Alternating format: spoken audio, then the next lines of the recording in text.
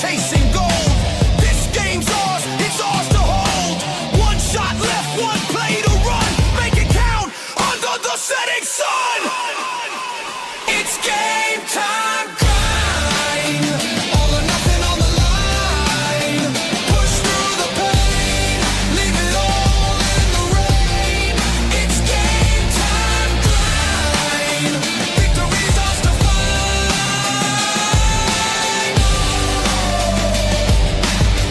Victory's ours to find.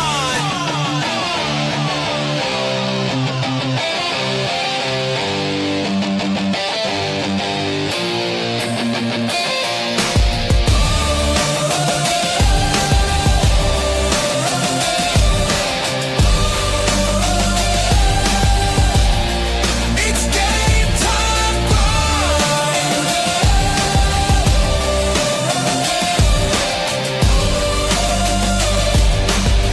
Victory's ours to find.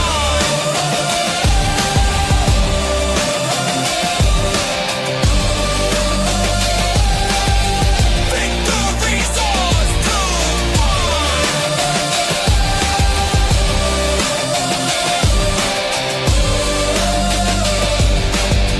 Victory's ours to find.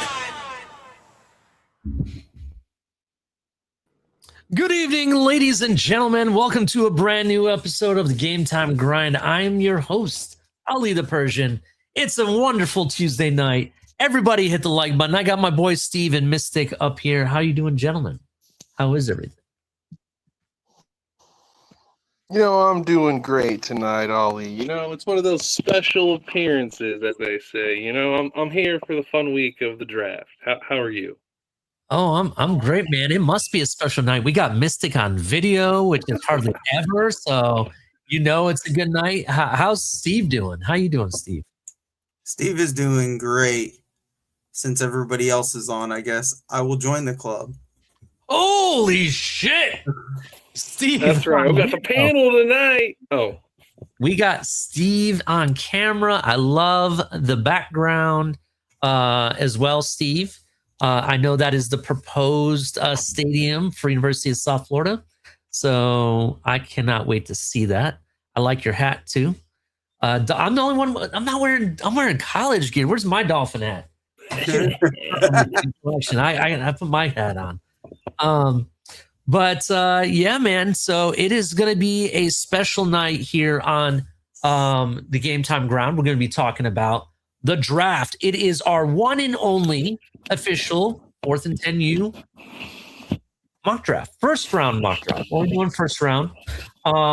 This came with massive deliberation. I mean, we sat here a span of, I know originally when me and Steve did it, we went, it took like an hour or 2 hours, maybe actually more than that. And then Mystic was able to join and we had to redo it. So it's been done a couple times. But this is what we've come up with. So we'll be debuting that tonight too. So that's some good stuff. I also have, if you watched the last episode, we had Magic Mike's cards on here. I got the Magic Pack. You guys can see that. I'll have to take my camera background off to show. I plan on splitting that. This pack goes to these two gentlemen here. I'm going to split up the cards and see who ends up with what. I think it's going to be interesting. And also, if you didn't know, check us out on Thursday. We're going to be live this entire, except for tomorrow, we're going to be live Thursday, Friday, and Saturday. I will be here. I don't know about all of Mystic and Steve. They will be here as long as they can. But we have 1, 2, and 3 magic packs that we are going to raffle off. Some lucky giveaway is going to get a giveaway. So I cannot wait for that. All right, gentlemen. So how was your guys' weekend? How was everything? Going well. You know, kids do kid stuff, right? You clean up about an hour later, your house is destroyed again. You know, rinse and repeat, right? You know, just kid stuff, nothing crazy. The huge. How about you, Steve? Yep. I see Niners is in the chat. What's up, Niners? So cool. Nice seeing you, sir. Shout out to you. Yeah, man. I have to apologize to the audience. I might get spicy tonight a little bit. Today's day 4 on my keto diet. I'm doing keto, low carbing it. And it's kind of iffy for me. Hard. You know. Yeah, it's hard. It's really hard, to be honest. Protein spice. My goal is to get down to like 180. Right now, I'm running about 230 pounds, 235 pounds to be exact. So I want to get down to 180. That's my goal. And I'm also trying to, I'm not going to be on keto forever, just to adapt some good eating habits when it comes to healthy eating. And then I'll move on to something more of a more balanced diet than anything else. Yeah, so that's kind of what I'm doing. My whole household's doing it. My wife is on her diet. She's calorie counting. I was like, I wish I could calorie count. I can't have bread if my life depended on it. I mean, I can have keto bread, but I don't know if you've had keto bread. I'll give you an example. I had chicken fajitas yesterday, right? And no, it wasn't yesterday. It was Sunday. Sunday night, I had chicken fajitas. And chicken fajitas, essentially, I used this no carb, it's 0 carb net tortilla shell, or tortilla bread. And it was interesting. It had like the same texture, so it tasted like bread, but it didn't fill me up like bread. You know what I mean? It felt like I was eating air, if that makes sense. Oh, yeah. Yeah, and then I also found out, because it's 0 carb, you're not going to want to put it in the microwave. I usually like heat up my tortilla before I make like a taco or something. Yeah. And I usually put like a wet paper towel over it or something to steam it up. Don't do that, because what I found out with the 0 carb stuff, it becomes dough at that point. Literally just becomes dough, legitimately. So that's what I found out. That's crazy. You live and you learn. Yeah, man. Yeah, man. You live and you learn. Everybody hit the like buttons. You know, we're gonna get this show started. It's gonna be great. We got a lot to talk about. We're gonna talk a little bit of college football, and then we're gonna dive right into the draft stuff. We got our first round mock draft. It's draft week, baby. There's already rumors flying. We'll definitely get into that. We got the magic pack I want to talk about. But yeah, hit the like button, subscribe if you're brand new, turn on the notification bell, check out some of our other content. My daughter, who shout out to her, she's probably one of the several people watching right now. She didn't really watch any of my stuff previously, right? So when I said, hey, why don't you watch my show tonight? I'll give you a shout out or something. You know, shout out to my daughter. She just turned 18 and now she's on her way to graduating in May. So it's going to be interesting. High school graduation. She was like, holy shit, Dad, you have so many videos. And I was looking at our channel. I was like, yeah, we've done quite a few shows. So definitely check out some of our old content. You know, there's tons of stuff there. Check out TFTG if you get a chance. If you are not part of the TFTG network, go check them out.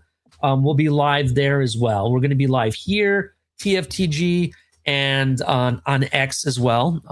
You can see us on our own X handle, which is at 4th and 10U, or you can watch me on my Twitter page and TFTG's Twitter page. We're going to be live on. We're live on there right now, but we're talking about for the draft, so it's going to be fun. But yeah. So I want to get into it. What do you guys want to do first? Do we want to talk college ball, or do we want to open up the Magic Pack? I'm kind of excited to see what's in this, to be honest. I say let's open the Magic, then let's do college. Yeah, that's not a magic. These are not Magic cards for those nerds out there. This is technically a special pack that my buddy on the last episode, Magic My Cards, put together. The 3 other packs that we have, I'm going to be giving those away to some lucky person or people. But I decided to take one of the packs, and I'm going to split it up between Steve and Mystic. So we're going to see what they get. And this is going to be a special pack. We're going to take a look at these. Ooh, free stuff. Right. I don't know if I should let you guys have this. I will make a trade for this card. Ooh, piece of candy. I will show it to you guys. I want to see what's here. So then okay, all right. I think it's funny. I'm gonna leave the last two as the last. How should I do this? CCR, I see spicy Ali is the best Ali. I agree. When I get spicy, I get really turned up. Level 2 noob. I don't think I can trust these picks. Y'all don't even. Funny. We're live everywhere because we want to be. Yes. Shout out to noob. We appreciate you, man. We're multi-positional. Dang it. Yeah. Vamos gatos. What is up, sir? I appreciate you. Everybody in the chat. Everybody in the chat. If you're not on the YouTube side, if you're on the X side, come over to YouTube. I see several people on X watching right now. Come over to YouTube. I want to know how should I divide this up between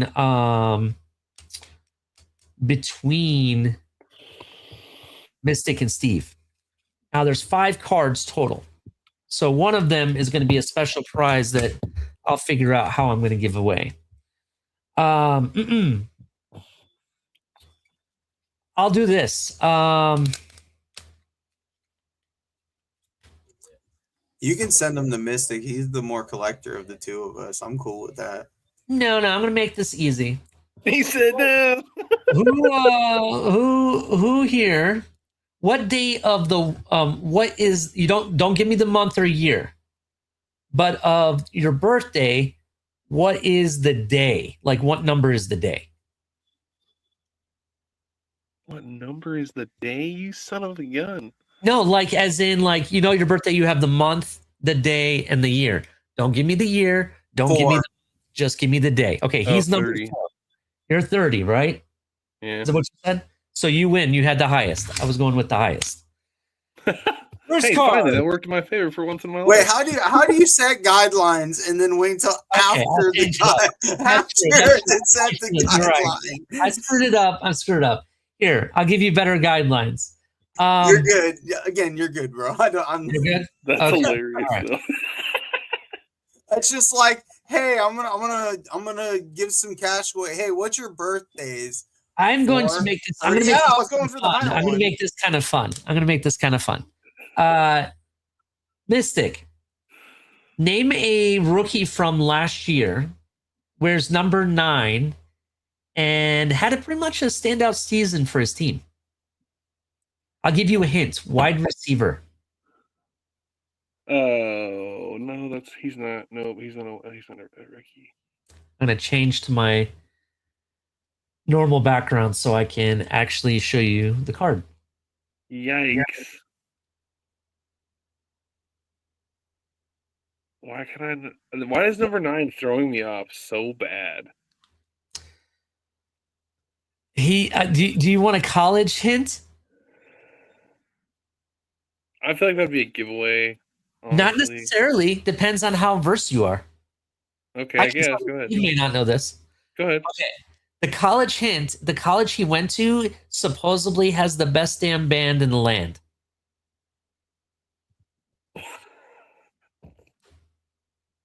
Nope, I'm not well versed, my brother. I told you it was going to be hard. All right. You give up? He plays in Tampa. Oh, Mecca Ibuka. That is correct. You got a Donruss Threads rookie Amika Ibuka card. It's actually pretty nice. Shit. I'm not gonna lie, that's kind of a trick question because didn't he change to number 2? He may have, but he was wearing number 9 in the Yeah, yeah. if he changed the number 2 9. after, that's an even better worth of a card. Yeah, number 9. So, all right. So what college did he go to then?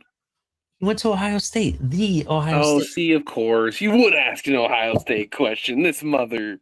It was the first card. I'm sorry. I No, you're asked straight, man. You're my straight. buddy. I think this stack was actually for me, but that's okay. That's Hey, all right. I like it. all I know is the guy who recruited him went south. That's all I know. This card is legit good. Actually, that card's good too, but this card I like even more. Man, something. Where's number 14? Also a wide receiver. From Ohio State, probably no. Nope. Was he a rookie? He is hold on a second. He is among one of the top USC alumni in the league.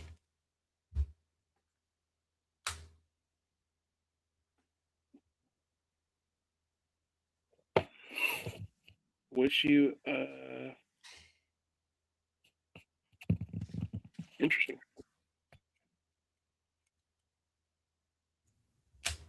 I'm guessing that was meant for me. I'll give you a hint. I'll give you a team hint. I already gave you the college, right? But the NFL team, this team was known for going 0-16 in a season. It was 0-16 or 0-15. They did not win a single game in a season. It was horrendous.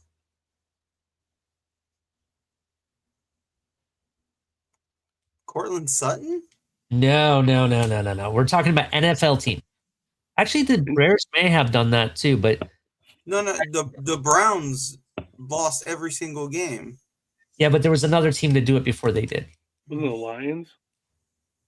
Oh, it's yeah, it is. It's Amon-Ra. I was stuck between Amon-Ra and Cortland Sutton. I forgot about the Lions. I always think of your clue actually threw me off the scent because I immediately go to the Browns when you start talking about losing all. Yeah. All right. So this next player is kind of fitting because it's Mystic, and I think he'll know this player because he's not too far from the guy. This guy played.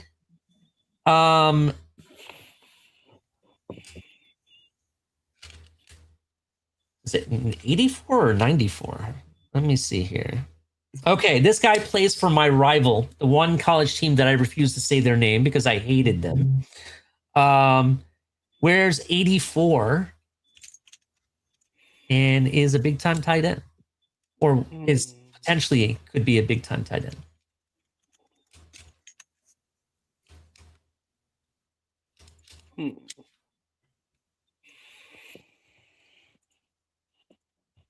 What?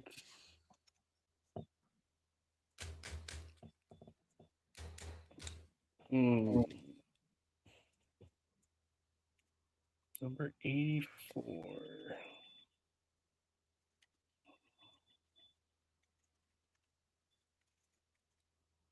How many years has he been in the league? I want to say he's been in the league 1 year. I think this is a rookie card. It is a rookie card. Oh, shit. Went to Michigan. Yeah, that's why I was like, I can remember the damn tight end. Oh. Tyler Warren. Excuse me. Talking about Tyler Warren? No, not Tyler Warren. Went to Michigan. Tyler Warren did not go to Michigan. He went to He went Oh Penn God, State. no. Yeah, you're right. You're on the Colton right. Loveland. Yeah, Colton Colton Loveland. Loveland, yes. Oh my I god. was gonna say you're in the right draft. I figured you would know it only because of the fact that Colston Loveland plays for the Bears, and that's like right around your neighborhood, He sort kind of. of got like lost to me last year. I'm not gonna lie to you. Yeah, a lot of people, including myself, had him higher than Tyler Warren, and like he was good, but he was not as explosive as we thought he could be. All right, so this next card goes to Steve. This is definitely a rookie, and this kid was a primetime kind of guy. And he played in the Big 12 and I will say there was no other better quarterback in the Big 12 than this guy. He was a rookie this year? This is a rookie card. I swear. Big 12 is a primetime card. Shador Sanders. It is actually. It's actually a really nice impact. Shador Sanders card. That's the nicest thing he's ever done. Damn. All right, the last card. I'm going to give it to Mystic, but Mystic, I want to trade. I have a lot to trade. You can ask Steve. He's seen a lot of my collection. Excuse me. This last card, he played, in my opinion, he's playing for the best damn team in the land. Was quarterback, and he was definitely a Heisman finalist.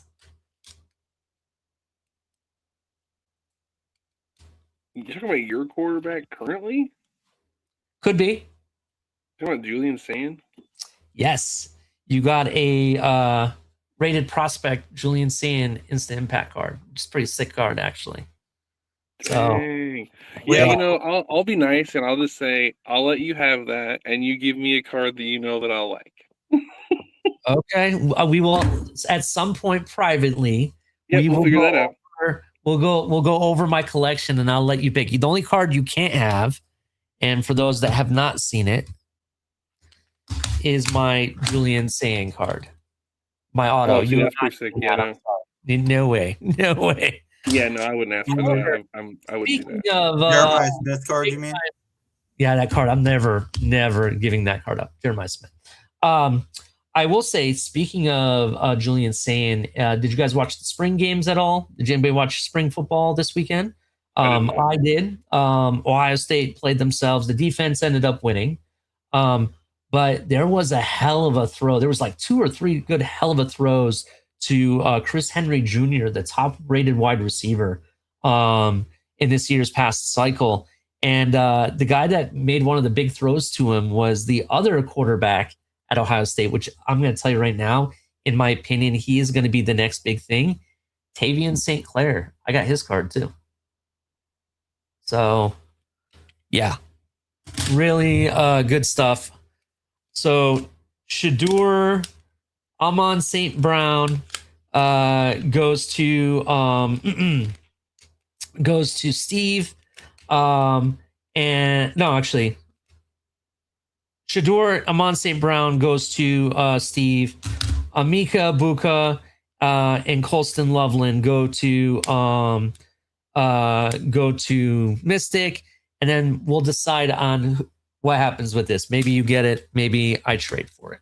So we will definitely check that out. All right. On with the just because you did bring it up, the QB competition at USF was a hot one. They were trading touchdowns. Were they? Yeah, Van Buren and Kohok, I think is how you say his name. And then we did have a question in the chat about the Shador Sanders card. What's the number on it?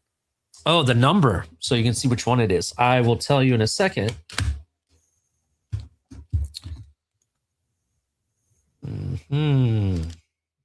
My eyes are not the best, but give me a second.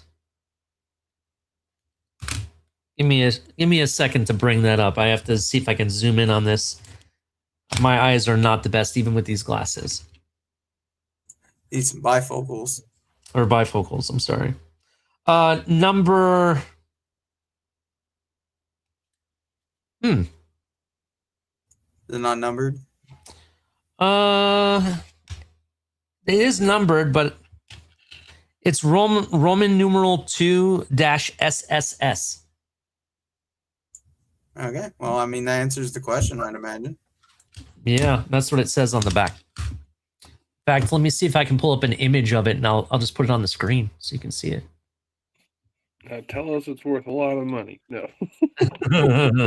Maybe at some point, who knows? Who knows what happens this season? This season he might, but who knows what happens? To be honest, There's people out there that think Shadur is going to throw for over 2,000 yards or something. We'll see. Mm-hmm.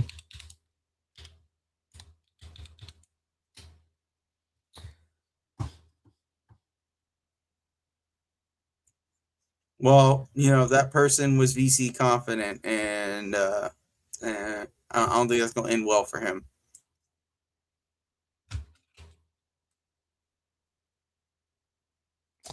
Yeah, I'm gonna have to find out about how much this card is worth for you, bro. It's a really nice card. Instant impact. It's pretty cool. Prism. Which one's getting that? That's you. Oh, yay. Hey, man, you like that with the Amon St. Brown, though. Yeah, hey, listen. Yeah, that's going next to Waddle. Yeah. Instant impact. Let me take a look here. I'll have my little brother look it up. He's on eBay. It's going for $6. Yeah. So you know who else is going to have an instant impact? The guy that we have pegged at number 11. Yeah, we'll get into that. Before we do, though, I want to get into some of the college news. Did you guys see they got the post-spring SEC coach rankings, at least for the top 6 coaches in the SEC? Did you guys see that yet? There was an article done on Yardbarker. It was kind of interesting. So I'll start from the bottom up. They have Ryan Silverfield of Arkansas as the 6th best coach in the SEC. Number 6. You guys kind of agree with that? Yes or no?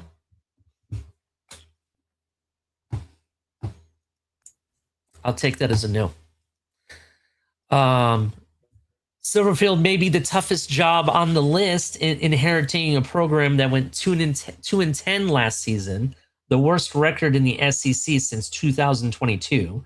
The immediate priority has been structural rebuilding with an offensive line that can pull in the gap scheme and block in space on screens, it says. So we will see. The number 5 goes to a surprise team to me, Kentucky Wildcats, Will Stein. Will Stein is leading the Kentucky Wildcats. There's a lot of excitement around Lexington. During the Stein era, he brings an offense that built on tempo and spacing. Kenny Minchie, I think is how you say his name, a Notre Dame transfer, seems to be picking up the system very quickly, according to reports. Alex Golish, number 4. Is that oh, boos. The boos are coming. I was about to say, isn't that the USF former coach? Yes. Struggled offensively in the Hugh Freeze era. Speaking about Auburn, only averaging 18.5 points in conference play in 2025. Golish brings a quarterback-friendly modern system that attacks defenses in the space. Freshman wide receiver Deshaun Spencer had an impressive spring game with 9 receptions, 93 yards, and highlighting an upgraded room from a season ago. Very, very interesting. Also, one note, and you might like this, Steve. Byron Brown, who transferred from South Florida, where Golish went 9-3 last season, threw 2 interceptions in the game, highlighting a potential issue at the position. Doesn't look good for Byron Brown so far. So he's just getting used to it there. I'm not worried about Bynum. Again, remember, this is the guy who went and basically became one of the only quarterbacks to run and throw for, I think it was like throw for 3,000 and run for 1,000 yards. Like, he'll be fine. Definitely. Speaking of also new coaches, John Summerall, Florida Gators, is number 3 for the SEC. Summerall brings a proven program building experience to Gainesville after leading the Tulane Green Wave to a 20-8 record and a college football playoff appearance. Florida may not have the most complete roster, but Summerall's emphasis on toughness and defense structure addresses issues that have lingered in recent seasons. I kind of like that. If he's bringing a defensive mind and talking about toughness already, I like that in a coach. So just going to point that out. I don't expect much from the Florida Gators this season, but as a coach coming in to instill, the defense and, being tough-minded and being physical, I like that. I have to give it up to him. What do you guys think about John Summerall? Any thoughts? I mean, I imagine he'll if he does well, at least give them some good feeling with Napier gone. So they're just looking for something to get him going again. And they had some talent. Like that was one of the things. Like Florida was kind of a disaster with Napier, but like they had talent. It's not like they don't have weapons or anything on that team. I mean, Lagway was Lagway, but like. Yeah, so the next two guys, I want to say there is some controversy here, because one is a former coach of the other team, and they're already giving the crown to somebody. What about the Alabamas or the Oklahomas? What about those coaches? They're not here. Let's talk about it. Pete Golding is number 2, the Ole Miss Rebels head coach. Golding proved he could handle the pressure, leading Ole Miss, guiding the Rebels to 2 playoff wins as interim head coach in 2025. He followed the run by signing the number 2 transfer class in the 2026 portal rankings, positioning the program as a playoff caliber team heading into the fall. I have to give it up to the guy. The guy not only, built a team out of the transfer portal, right? Then the number 2 team, like they said, but he also came away with 2 playoff wins. That's pretty impressive, going all the way to the semifinal. So very, very impressive to me. What do you guys think about Pete Golding? Do you think he's deserving of the number 2? Man.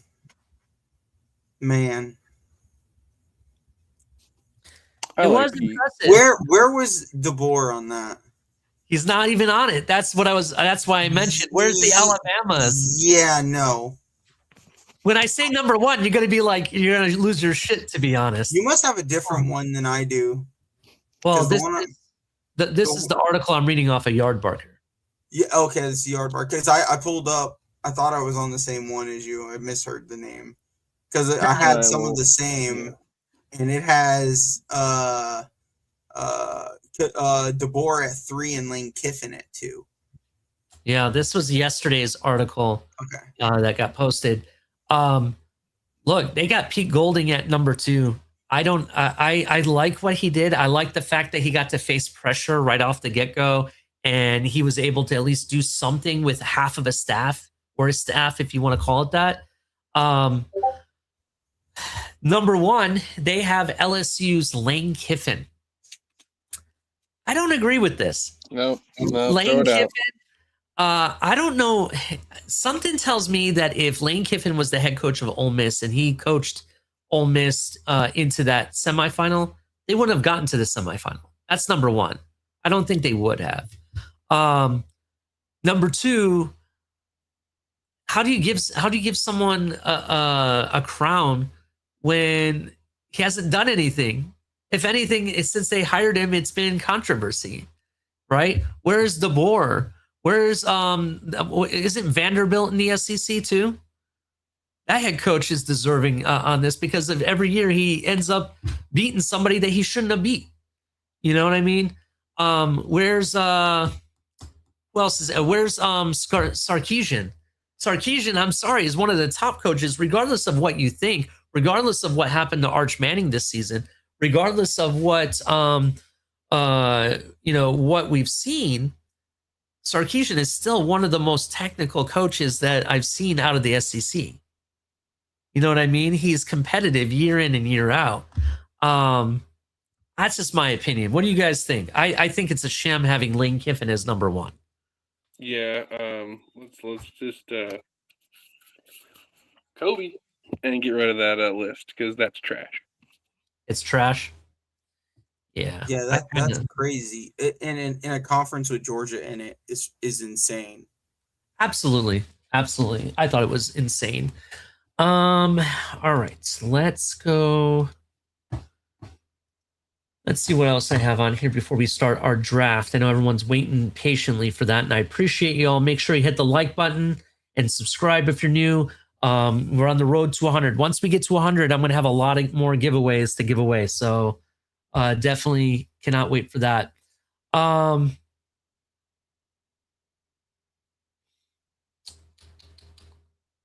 Let's see here. Any other college football important news to talk about? A lot of draft information, but I don't want to give that away yet. Notre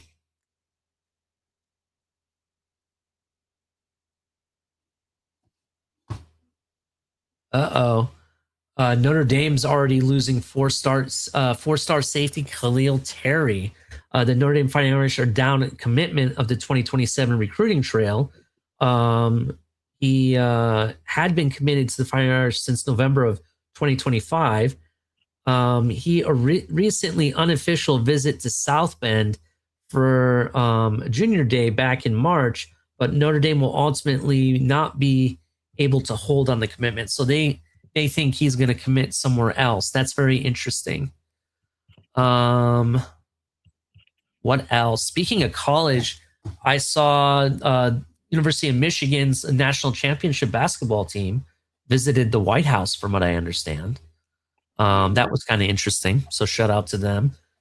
What else? You guys have anything else college football before we get started on the NFL draft? Not really. Not really? All right, let's get into this. All right. So without ado, it's draft time. We are going to talk about our picks in our first round mock draft. It's the only one we're doing.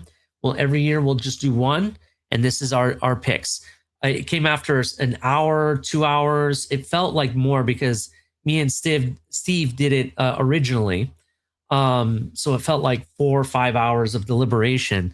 And it was very hard. So after the first like 5 or 6 picks, it just got harder and harder to kind of decipher what we think teams are going to do. Just so you know, the premise of our draft, it's not what we think the teams should do, but it's more of the consensus of what we think they're going to do based on what's out there in the information we have, right? And also what they've done in the offseason. So without ado, these are the first 10 of our mock draft. At the top, we have Fernando Mendoza. Let's start with Fernando. Let's break it down why we picked Mendoza. And I will throw you guys on the side like this. So who would like to take this, or should I kick us off with Fernando Mendoza? I mean, I can just say I feel like this is the easiest. This was the easiest pick of them all. I feel like everyone's talking about it, clear cut. I think if they don't take him at 1, I think it just is going to throw this whole draft for a loop. So I think it just makes sense. All the talk we've heard, everything, Mendoza or the Raiders. Yeah, it has to be Mendoza for the Raiders for me. And I didn't mean to cut you, Steve, if I did that. Essentially, for me, it has to be the Raiders. The Raiders, to me, ultimately are needing that QB. They traded away Geno Smith. He came in there, didn't really perform the way that they thought it would work out. They have a lot of potential in that team. Having Max Crosby, will he still be there? I don't know. But they also have, Genty and other weapons that they've had, but they've never really had the QB to really take off for them.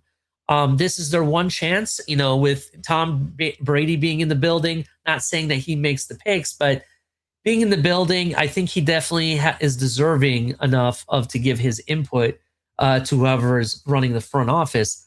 I think this is a no-brainer. Fernando Mendoza is Mr. Clutch. The guy can make all the throws. when you need him to be the guy to lead you, he's going to be able to do that. He showed it throughout college.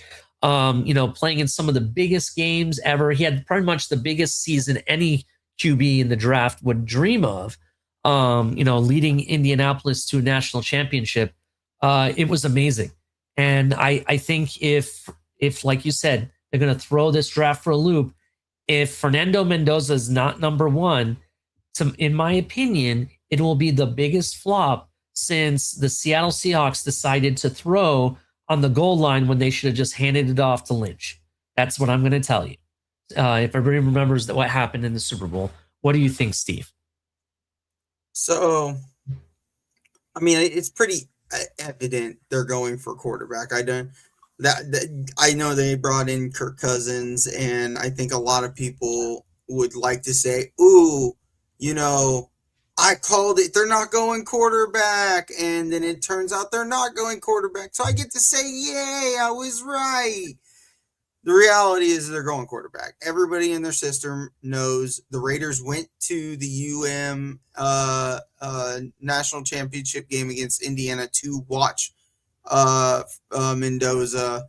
Like, they brought in who a lot of people have comped to his NFL to being Kirk Cousins. Yeah. Like, it's the perfect situation for him. And listen, we're talking about Tom Brady. Yeah, he could pull the swerve and be like, well, I was drafted in the 5th round and took over the job from the first rounder. So maybe he thinks that he can do that. But no, I don't think he overthinks it. I don't think the Raiders overthink it. I think this has been in the books for months. I think the only way they don't take the Raiders is if somebody shows up and gives them an amount of picks that is asinine and in the slightest to give away.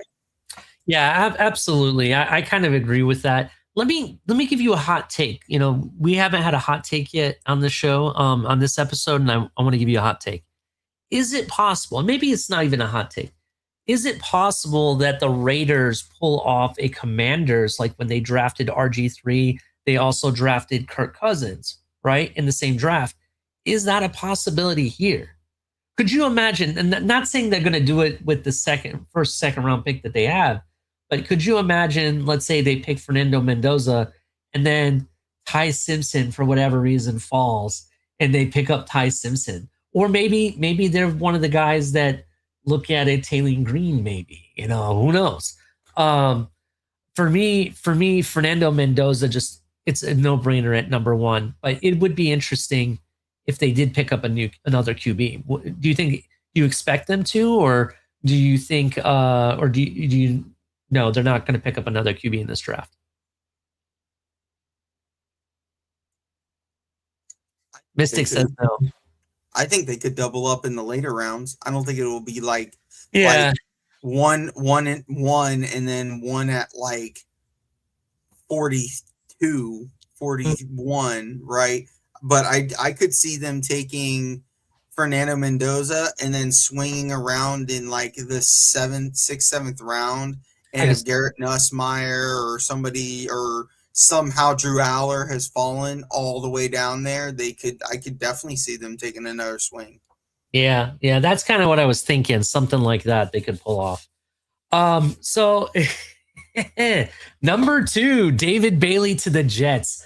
I'll just go ahead and say it. We technically had this called even before the news came out today, because we did this. What was it?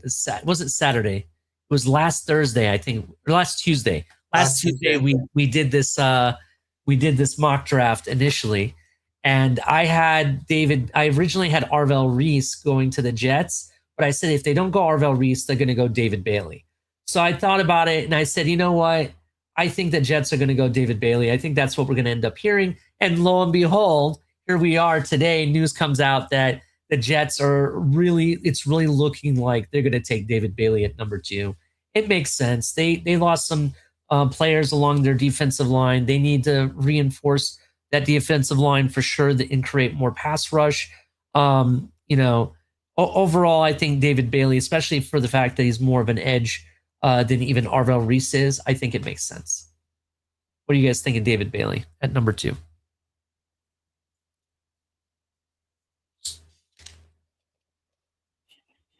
Yeah, this was one of those things we talked about where it's like it could be an RBL Reese thing, but we think David Bailey makes sense. You know, they've done their research. It's been reported they've done all the research, everything they need on him. They didn't even do the 30-day, visit. So it makes sense. And that's kind of where we were at. It was David Bailey, and then obviously RBL Reese or RBL Reese and David Bailey. I mean, that's kind of how we see it panning out, right? Definitely. I think David Bailey's the best pass rusher in this entire class. I think sometimes we even though Arvell Reese is a very talented player, he's just raw, and he has his pass rush moves are limited. He has, like I said, he has the athleticism, he has the size. I still don't even know if I like him as an edge player. I still kind of prefer him as like a will, right? To use that athleticism. But Bailey, he has the production, and some people are like, oh well, where was that production before he got all the help at Texas A&M? Where was that the year before? You could see it the year before. The pass rush was there. It's just he had to figure it out, and he took a step that a lot of people wanted Chop Robinson his final year at Penn State to take, right? Like finally figure out how to finish, and Bailey was finishing. Now, his run defense, I still think is a question mark. How will he be able to handle the run? But if he, with the Jets, with how that defensive line, I think is going to finish out for them with the linebackers they've brought in, I think he has a really good spot under a defensive head coach to be a very good player in the league. So I think this just fits their need. He's the best pass rusher. It's a marriage made in heaven for the Jets. Yeah, definitely. I agree.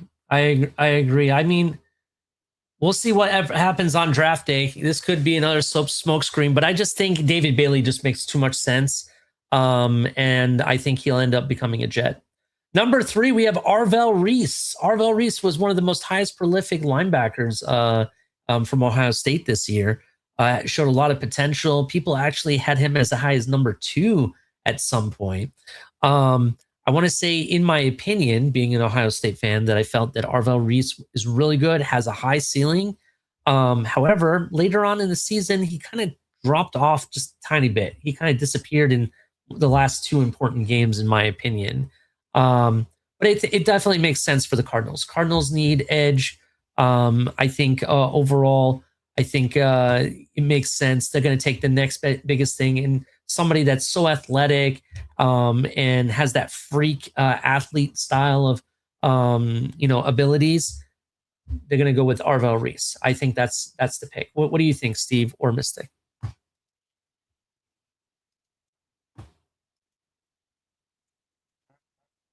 Either one of you guys. Yeah. I think Arvell Reese fills a couple roles for them. They need a guy that they can move around and try and figure out what from linebacker to edge, whatever they decide to do. We also talked about offensive tackle here, and we talked about maybe a running back. Both I think, or all 3 were good choices, but I honestly think the Cardinals are going to continue to build that defense and give whoever they end up putting at quarterback this year some help, because Lord knows they ain't got one as of now. And with the conversations of Jacoby Brissett wanting starting quarterback money, that still remains a question for them going forward. So filling out this defense is going to help whoever they get. What do you got, Mystic? I mean, more of the same, right? More of the same. I mean, this draft was again put together because all of us found a way to, basically make it make sense, and we each had our own kicking and screaming things about certain players. But again, you just break it down, and it becomes a team need. And again, this is that next, like I said prior to, David Bailey comes off that, or two, I too do expect Arvell Reese to follow shortly after. I mean, that's just kind of a given at this point. Yeah, I kind of agree with that as well. I was looking at Arizona's depth chart. They have who do they have over there? Darius Robinson, right?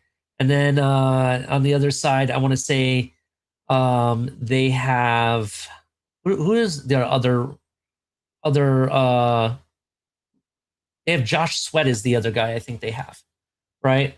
So in my opinion, they're looking to get a new, younger QB either in this draft. If they don't do it in this draft, they're going to do it in 2027. And the best way to do that is to address your defense. Make sure you have your defense all set up. Why would you need that if you're bringing in a younger QB? It's just the general philosophy on how to build your team.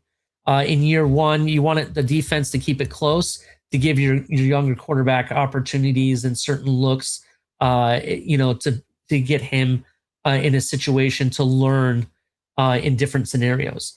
That's essentially the premise behind it. But yeah, so that's kind of why, I don't want to get into the Miami Dolphins side of things yet because people I know are going to wait for that. But that's kind of why I think we build the certain way that we are as well. So let's keep it moving. In addition, number 4, and I still think this is what ends up happening. I know Steve and both Mystic kind of pushed against it, but it makes sense. The Tennessee Titans have come away with drafting some of the best running backs in the NFL or in football history, right? Eddie George, Chris Johnson, Derrick Henry, for example. And who's going to be the next guy? Jeremiah Love, arguably the best running back in this entire draft. And when we say best running back, I'm going to take this away from Steve. Steve will say that this year in this draft, if you look at running backs, there's Jeremiah Love, and then there's nobody for a very long time in this draft. There is a huge cliff that everybody falls off of. And Jeremiah Love, he can do everything. He's going to be your power back. He's going to be your running back that, every down. He catches well. He does everything that you ask out of your running back. He's the next biggest thing. I'm going Jeremiah Love to the Titans. It makes complete sense. How do you guys feel about it? I mean, you're spot on. They always have a way. I feel like, okay, history with the Titans, exactly to your point, shows they love taking those running backs, and I feel like at times they didn't always have the quarterback, and I think they have a potential here, with Cam there, Mr. Cam Ward. Giving him a running back like Mr. Jeremiah Love here will allow him to be able, in my opinion, to play more. You'll be able to kind of hand the ball off every once in a while, take some of that pressure off his back. Like this is everything that Cam Ward could want to get a high weapon coming into that offense. So, and again, it makes perfect sense actually from that perspective. Yeah, I mean, think of it this way, and just to clarify for people at home, we didn't do any trades in this mock draft, right? The only trade that we accepted was the one that happened right as we were discussing this with Mystic, and that was the Giants trade, right? Beyond that, we didn't do any other trades because there is a potential of a trade down here. Let's play into the argument that you feel that Tennessee needs more weapons for Cam Ward, right? Let's say they need a receiver. I would argue, though the best receiver is on the board, there's still question marks that you're not going to take him at number 4, right? You want to take him later on, maybe outside of the top 10, possibly. I know there is a receiver in this top 10, but we'll talk about that when we get to him. But the point is that I feel that if you look at what Tennessee needs to do, they need to solidify their offense, and they've added some to their offensive line. They have their quarterback. They need a running back to take the ball out of his hands every so often. You don't want to rely on your young QB year in and year out. You need to get that running game going. I know they have some guys there. They have Tony Pollard. They have Who else they have? Michael Carter, I think. Tyjair Spears, I think is how you say his name. They have those guys there, but they're not Jeremiah Love, right? Tony Pollard's good, but is he Jeremiah Love? No.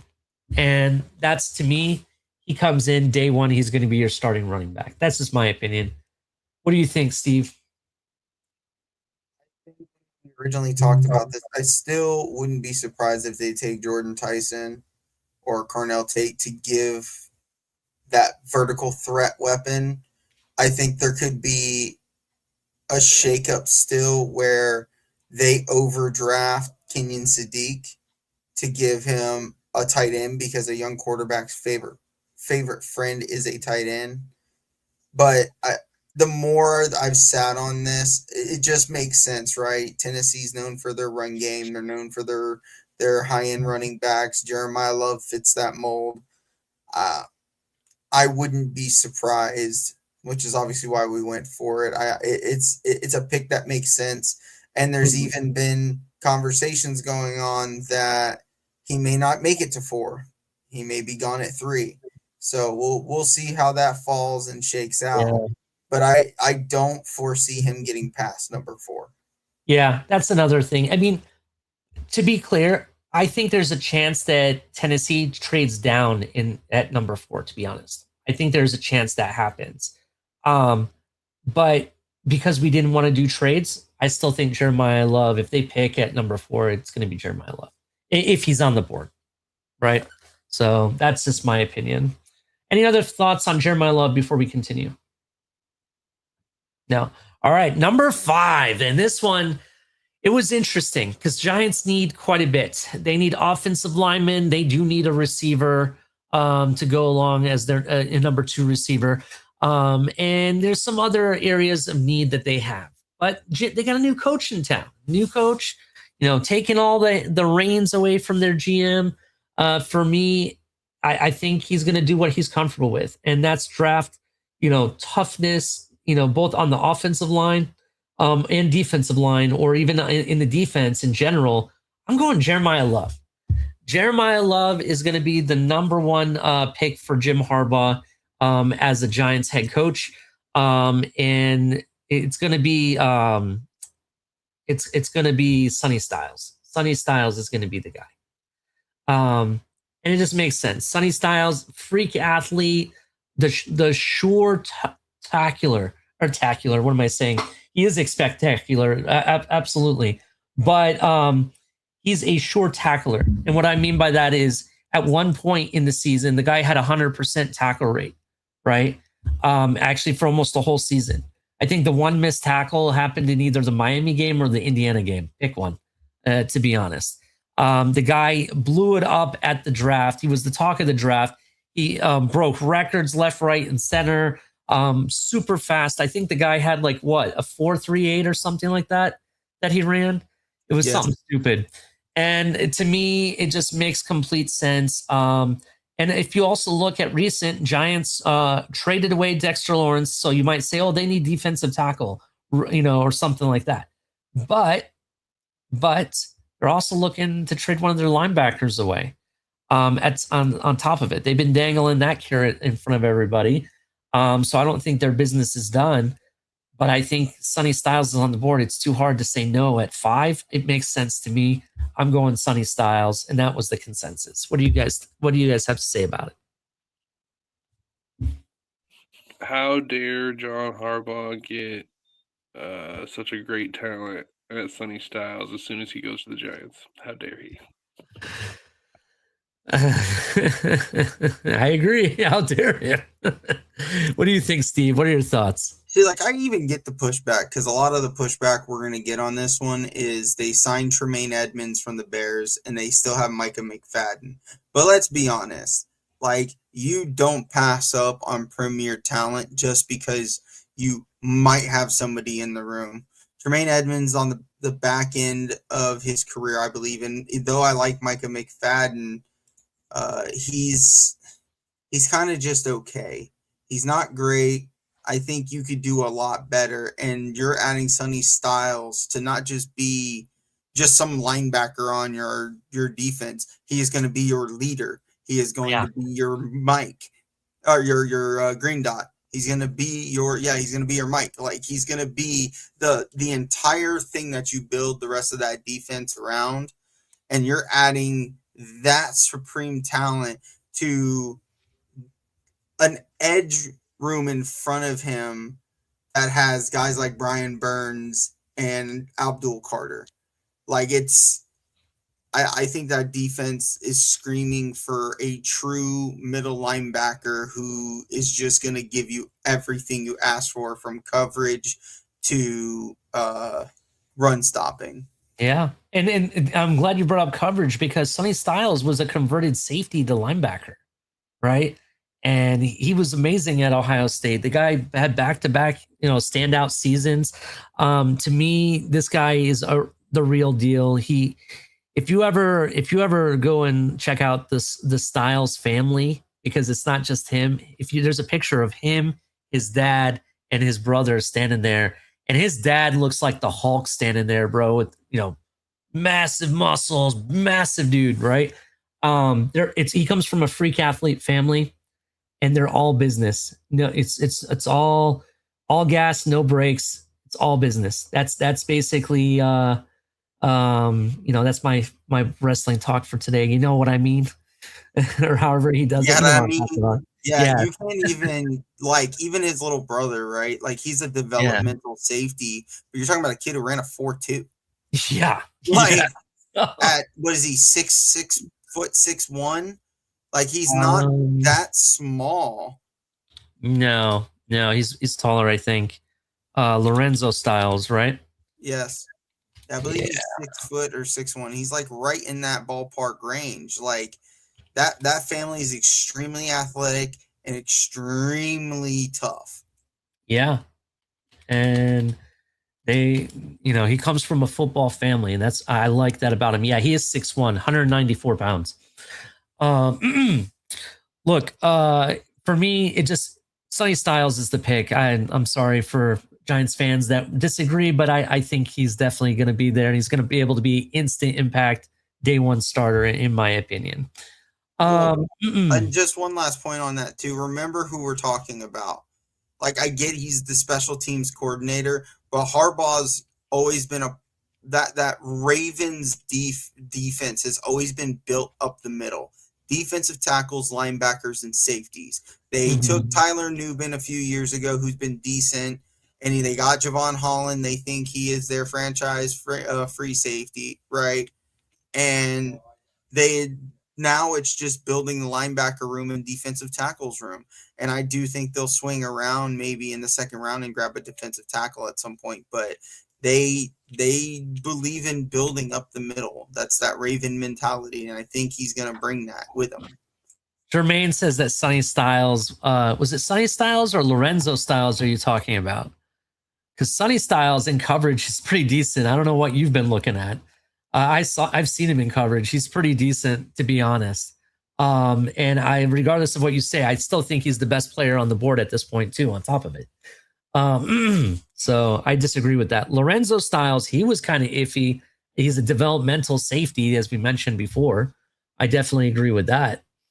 Let's move on to the next pick. And Steve, I'm going to give this one to you to start us off, because this is your guy at offensive tackle that you love. My heartbreak, Francis Mauigoa to the Browns.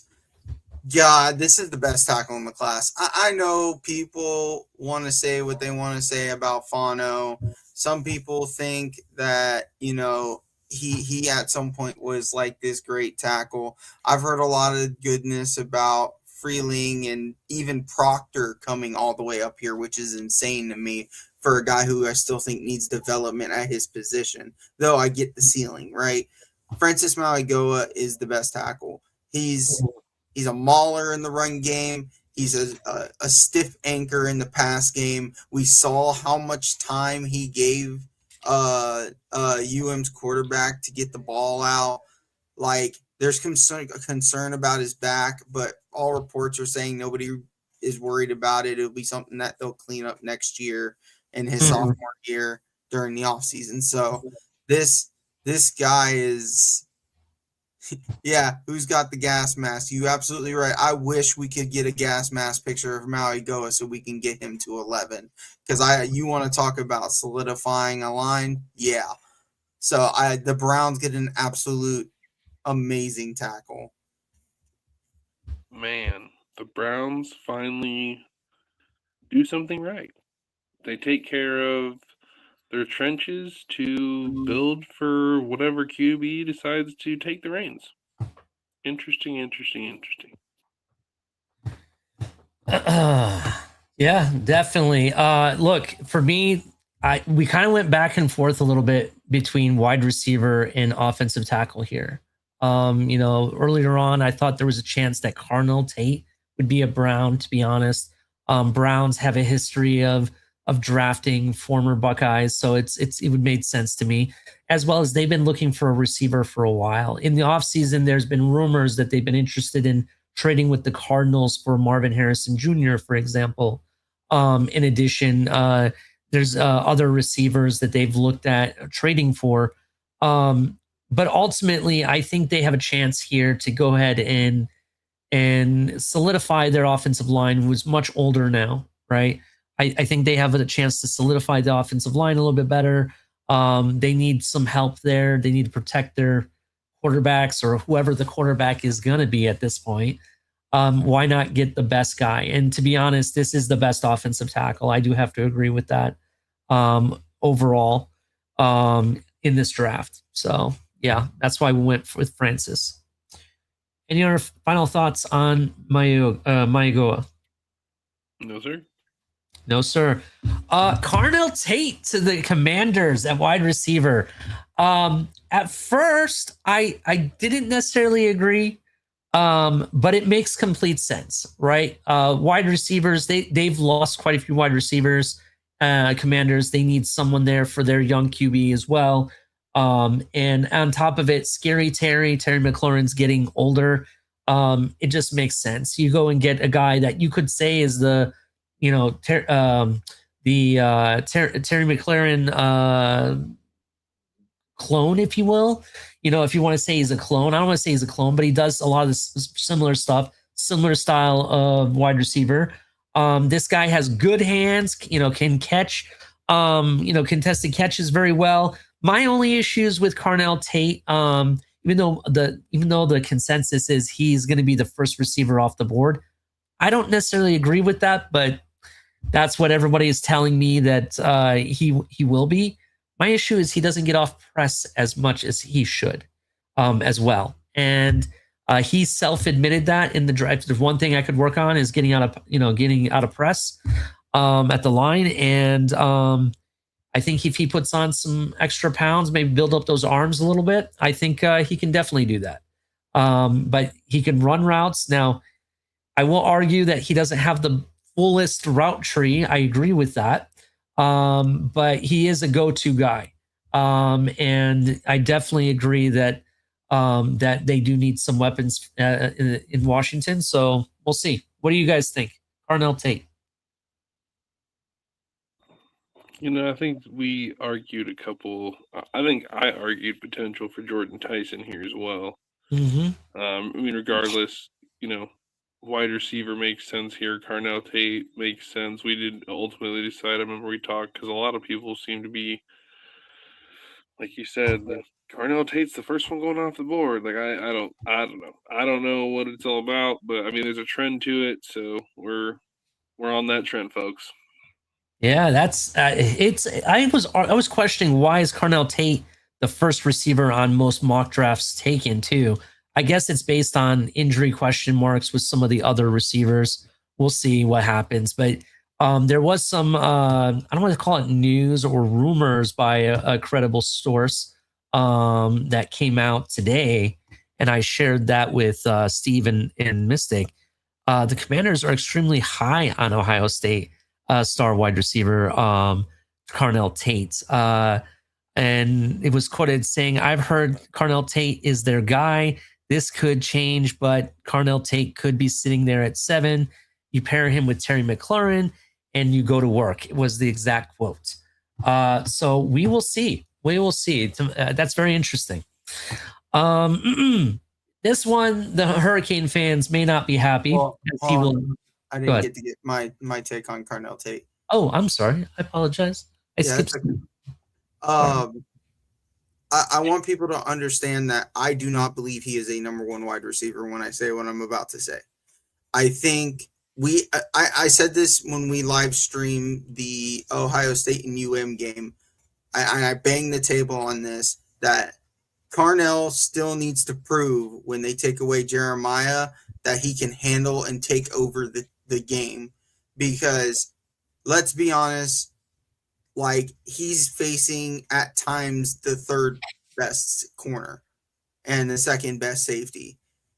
UM was missing their starting secondary outside of Jacoby Thomas. And their nickel corner. Everyone else was hurt, and he still failed to show up. CJ Daniels was more pop off the screen than Carnell Tate. Carnell Tate needs a lot of work on his route running. He struggles to get off the line of scrimmage. He screams Devontae Parker to me, and that's why it scares me. And Parker was far better in college than he was. So I get it, and in reality, I would take Jordan Tyson if I was the Commanders, but all intents and purposes, the Commanders seem extremely high on Carnell Tate. Yeah, they are. Based on everything I've read, they're very high on him. I agree with you for the most part. I just don't want to say he's the Devontae Parker because I think his work ethic is way, way higher than Devontae Parker ever was. On top of it, and while I will agree he had maybe Devontae Parker had a better college career, I actually have seen Carnell Tate take over. I don't want to say take over a game, but win a game when they locked down Jeremiah Smith. That was the Texans game. Remember, he was the guy that caught that contested catch in the end zone and scored the winning touchdown. So I see your point. I definitely see your point. We'll see. I don't think he is the top wide receiver in this draft either. To be 100% honest, we'll talk about that gentleman later. But I do see what you mean. But it's interesting why Commanders are really high on him, though. So we'll have to find out what that reason is. The Saints, go marching in and they go get Ruben Bain. They need an edge player. Their edge, I believe, retired this season. Correct me if I'm wrong on that. Yes. Why not take the best edge that they have available? Some people will argue he's the best edge player in this draft. I disagree. I think David Bailey is, personally. But Ruben Bain, best edge available. Hell of a defender. He's super quick off the line. Can definitely create havoc and get to the quarterback or the running back, whenever he's tackling. My only issue with Ruben Bain, and I will argue this, I do not care what you say. I will show proof of this. In certain games, he falls asleep. And what I mean by falling asleep is I feel like he doesn't show up as much as a guy of his caliber should show up, if that makes sense. That's my only issue with Ruben Bain. Otherwise, I think he would have been drafted higher. Ruben Bain to the Saints. Either of you guys, what do you guys think of that? That's our pick. What's your analysis of it? Yeah. Again, this is something we discussed. We went through, their picks, their positions, the depth, kind of talked about it. Cam Jordan retiring. It makes sense to get a young edge talent to really throw out there. I think they still have Chase Young, which, he has his moments, right? But you really got to find that next talent to really be the anchor of that defense here for the next couple of years. And I think Ruben Bain will make himself right at home in New Orleans. Yeah. I think that's what ends up happening. I'm hearing a lot of people that the Saints like him a lot. So a lot of people say that. Any other thoughts on Ruben Bain, Steve? Yeah, I think a lot of talk about his short arms, and I understand it is a very valid concern. He showed up when it mattered most in the playoffs, in the big moments in the playoffs. He had a rough game against, I believe it was Texas Tech, but outside of that, he was showing up, and you could see it. Like, teams did go out of their way to make sure he was taken care of. Rather, it was chipping, putting, the tight end on him with the tackle, right? Doing everything they could to keep him, because his first step, though he's not a great athlete, his first step is very fast and he's very powerful. But then sometimes that also allows him to get locked away by tackles who have the length and have the power to keep him inside. So there's still questions, I think, about his ability to finish in the pass rush, but he's shown a propensity to finish when it mattered the most, and that's all I was asking from him. He could be a little more dominant, but it allowed Akeem Mesidor to kind of shine himself too. On that note, I will be right back, Holly. No worries. Yeah, I definitely agree. Saying that he showed up when it mattered the most, yeah, in the national championship game, I'd say he showed up, and in some of the playoff games he did. But you can look at the later half of the regular season. There were some important games. That Pittsburgh game, the game against what team was it that they played? Louisville. The Louisville game, yeah, that's one of them. But there's another ACC team I can't think of that last year they made the playoffs. They were in the playoffs last year. God, who was it? Miami lost to them too. Let me look it up real quick, because that's going to bother the heck out of me why I can't think of it.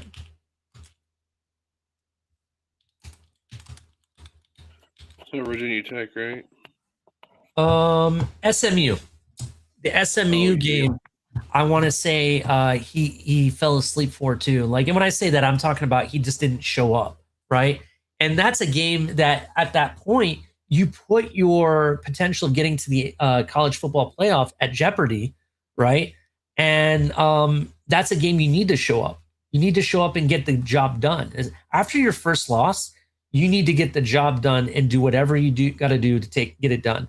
And he just really wasn't popping off. In fact, one game I want to say, I think it was in the playoffs.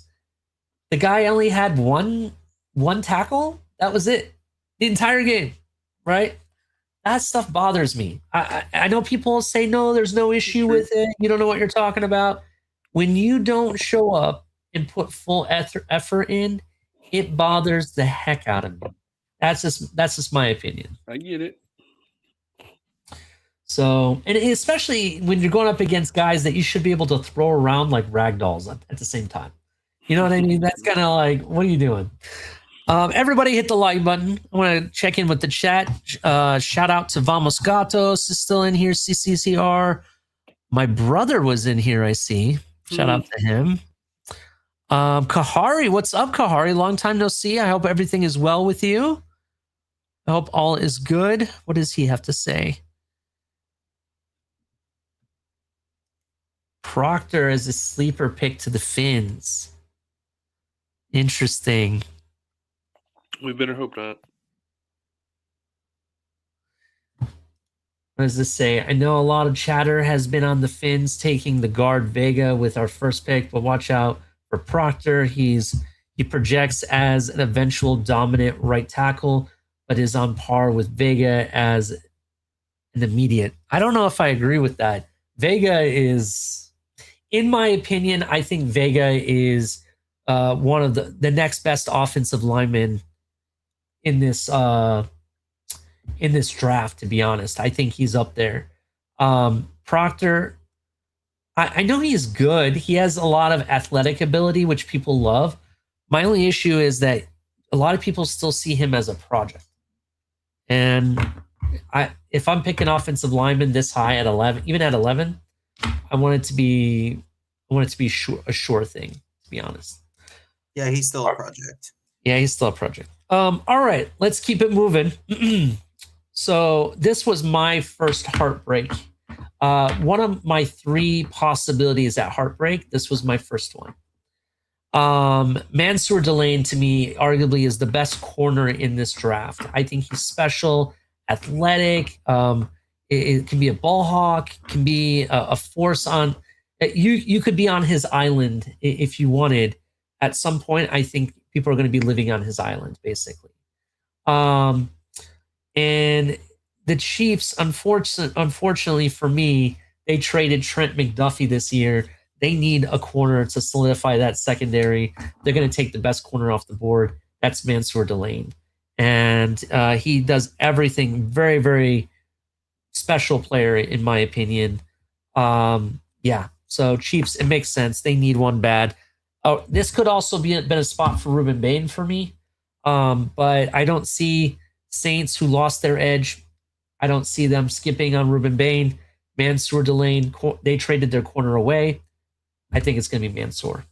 What do you guys think? Or what's your guys' thought process on why you agreed with this?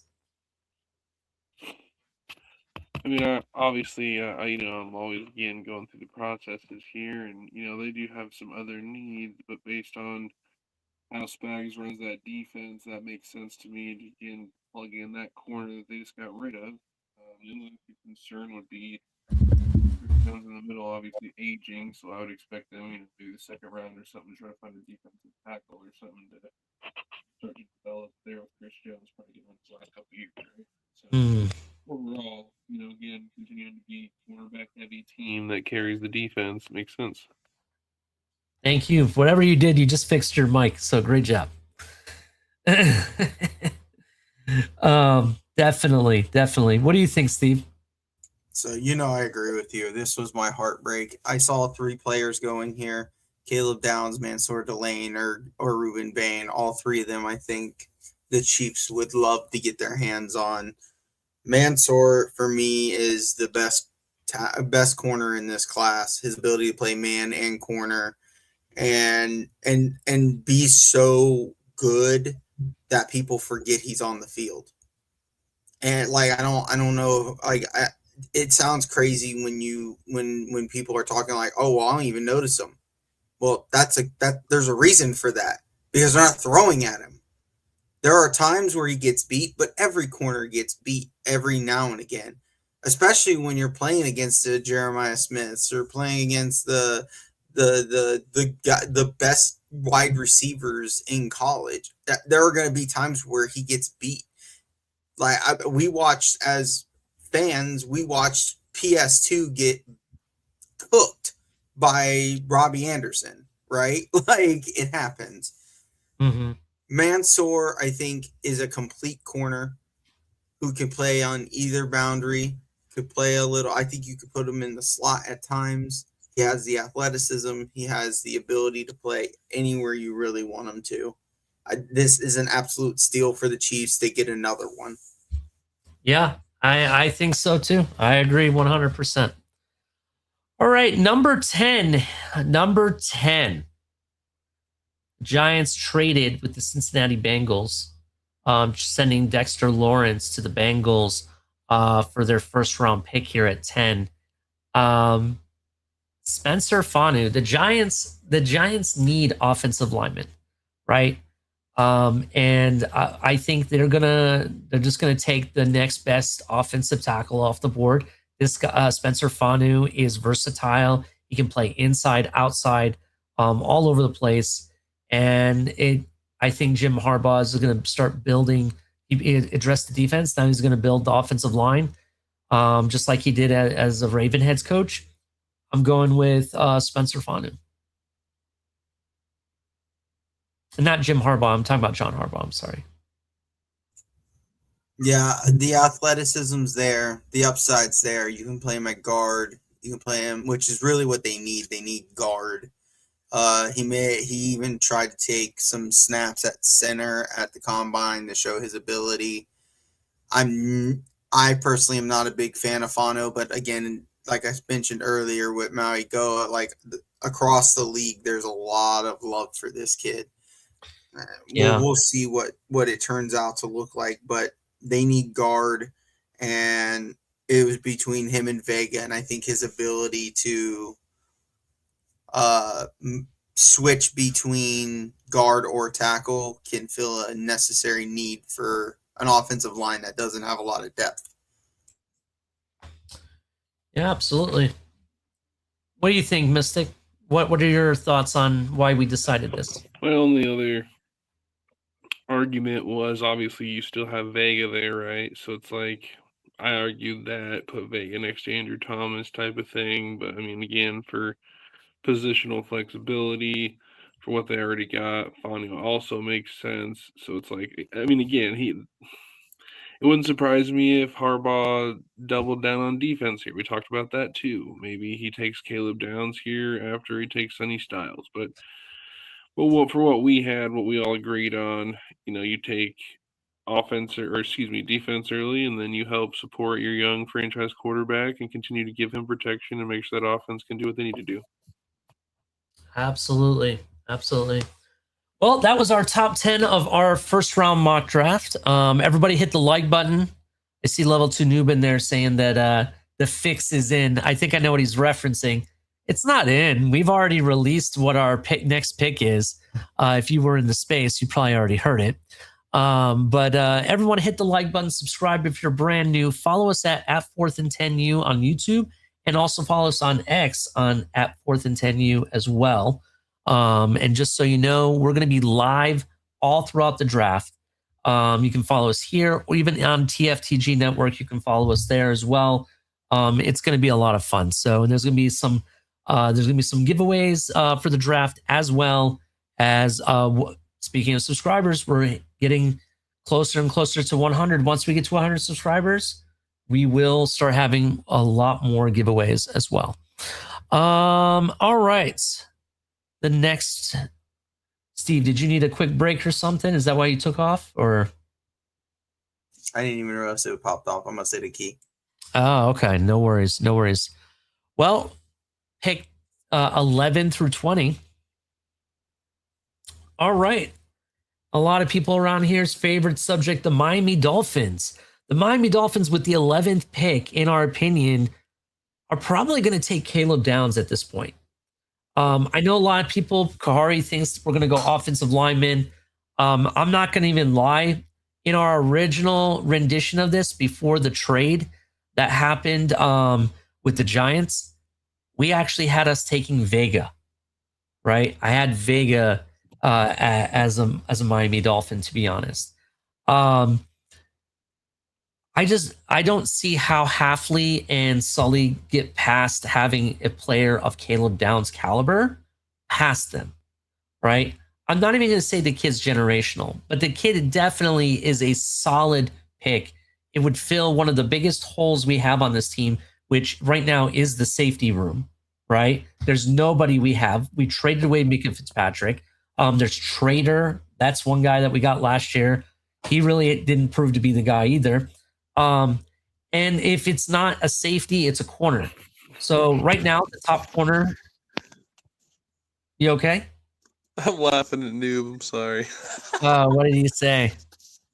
I gotta see this. So, oh man, fire me, Noob. Fire me. Generational hate. That's all I hear from people. I was the one who really found a way to kind of, mud some things up. And I think when you think about these young defensive head coaches and the ones that I see that matter, that will actually win the championship, like we just saw, which was, I believe, the second or third defensive-minded head coach to do it.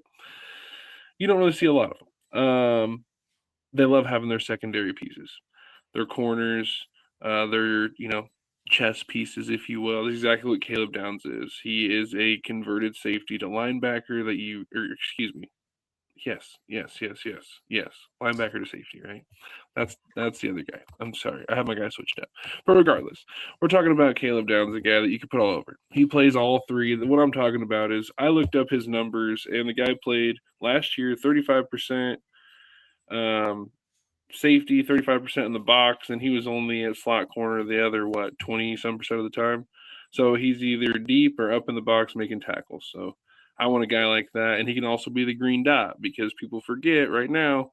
Yeah, we got Brooks, we got good things, but Jordan Brooks is in our green dot. Yeah, 100%. And look, that's the reality. I know people hate on this, but I think that when you have a guy like Caleb Downs on the board, I just don't see them. I don't see them skipping on Caleb Downs. My first person I wanted was Mansour Delane. That's who I really wanted, but obviously he's going to go to Kansas City. I mean, you could go Vega here, but you have a defensive minded coach. I really think they're going to build from the defense first before they build from the offense. And besides, you have another first round pick. You could very well go offensive lineman later in the draft. It's very possible. Even in the second round, we have 2 seconds, I want to say, right? No, 4 thirds.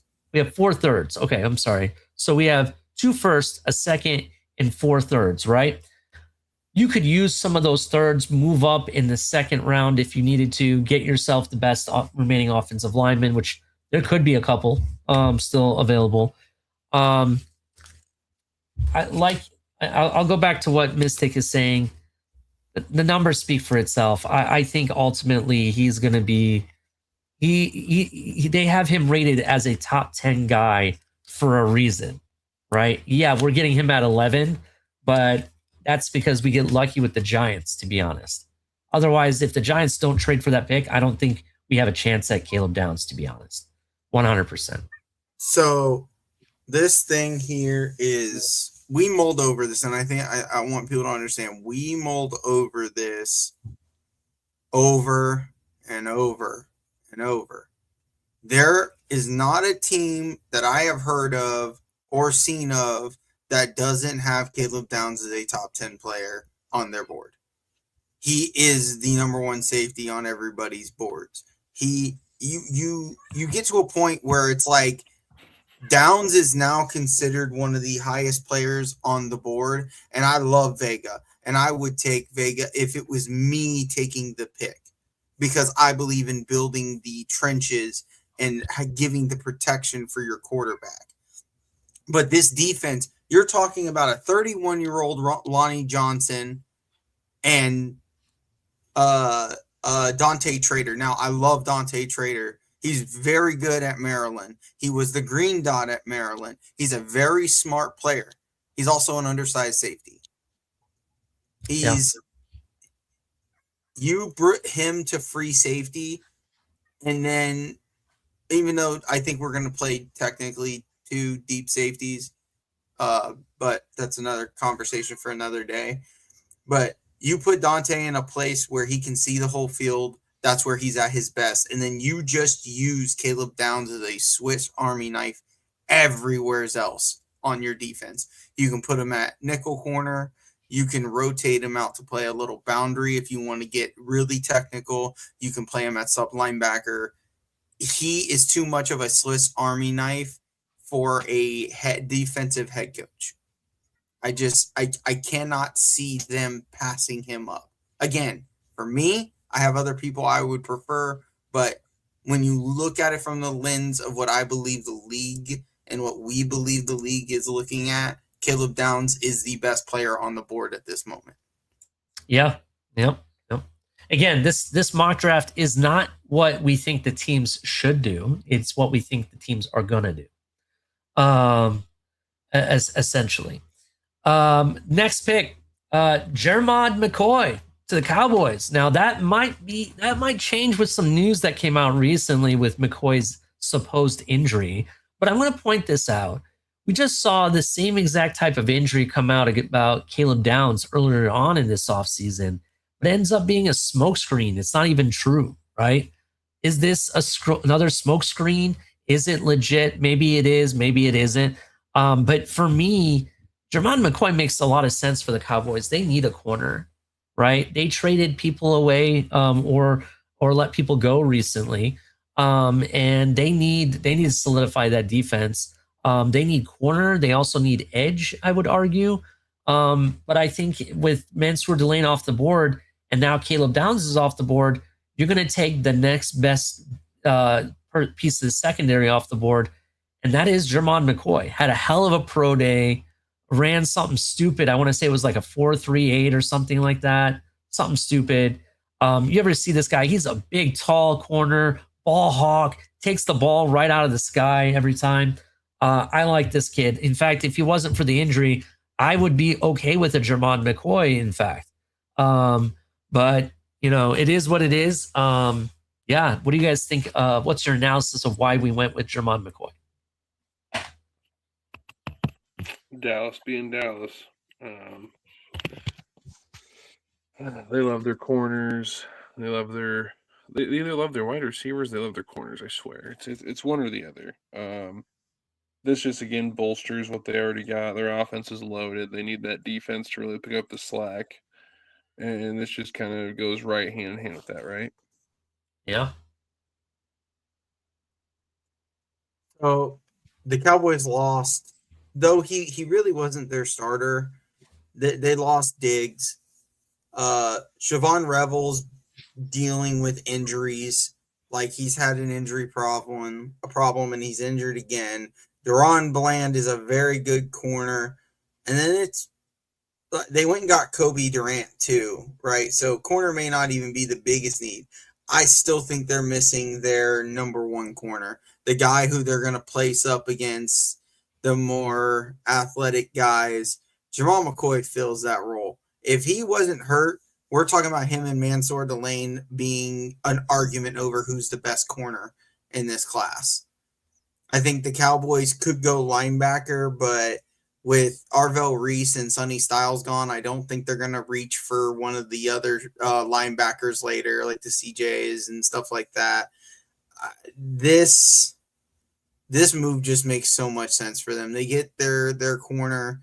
Dallas doesn't have as many needs as I think people think they do. They have their wide receiver room. They could always use running back, but they're doing pretty well. I think corner is one of their more needs because of just the overall room itself, maybe even safety. But I really think at this point, Jamal McCoy is the best corner on the market, and they need to corner that market. Yeah, absolutely. I agree. Jermon McCoy, will he be this year's Will Johnson? Remember last year, Will Johnson had that really bad knee injury, I think it was, or something like that. And he just dropped. He was supposed to be a top 10 player, in fact. And he just dropped all the way to I want to say the second round. Jermon McCoy, I don't think he drops to the second round because of what people saw with Will Johnson, because when he played in the league, he had a hell of a season as a Cardinal, right? So I don't know. I don't think he drops. So that's why I'm sticking with the Cowboys taking Jermon McCoy. Number 13, Makai Lemon, wide receiver to the Rams. Rams recently in news. I'm hearing news that Matt Stafford's going to get an extension, and they need why not add another weapon for them? And this one we did go back and forth. I know Steve was saying Jordan Tyson here. I was thinking originally it would be Denzel Boston. I think Denzel Boston makes a lot of sense as well. But why not go get the hometown or the I don't want to say his hometown, but the USC wide receiver, star wide receiver. Guy has, amazing route tree, can do a lot in the open space. He's going to break away from you with breakaway speed. Makai Lemon, wide receiver to the Rams. What do you think? What do you get? What's your analysis on why we went this way?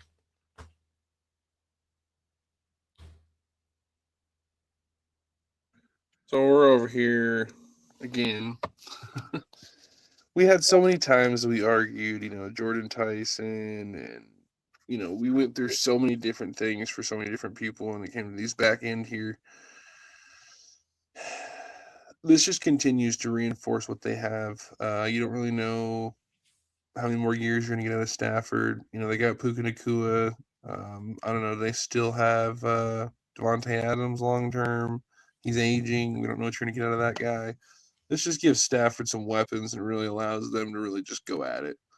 I think Makai Lemon and Matt Stafford is going to be a pretty nasty connection.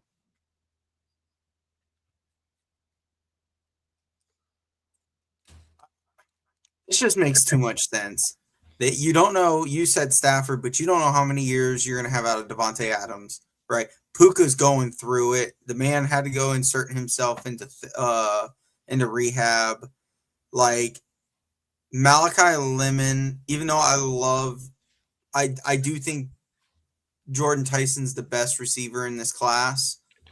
I think the injuries are hurting him, and there's just too many questions about his body between the ACL, MCL, PCL, the hamstring, and then there's questions about his knee. Malachi Lemon feels that explosive, yak demon that the West Coast offense loves so much. He stays in the state that he's from, and in all honesty, outside of our feelings on this, pretty much everybody who's even talked about the Rams have them taking Malachi Lemon. They are super high on him, and I get it. I don't know if I am that high on him, but I get it.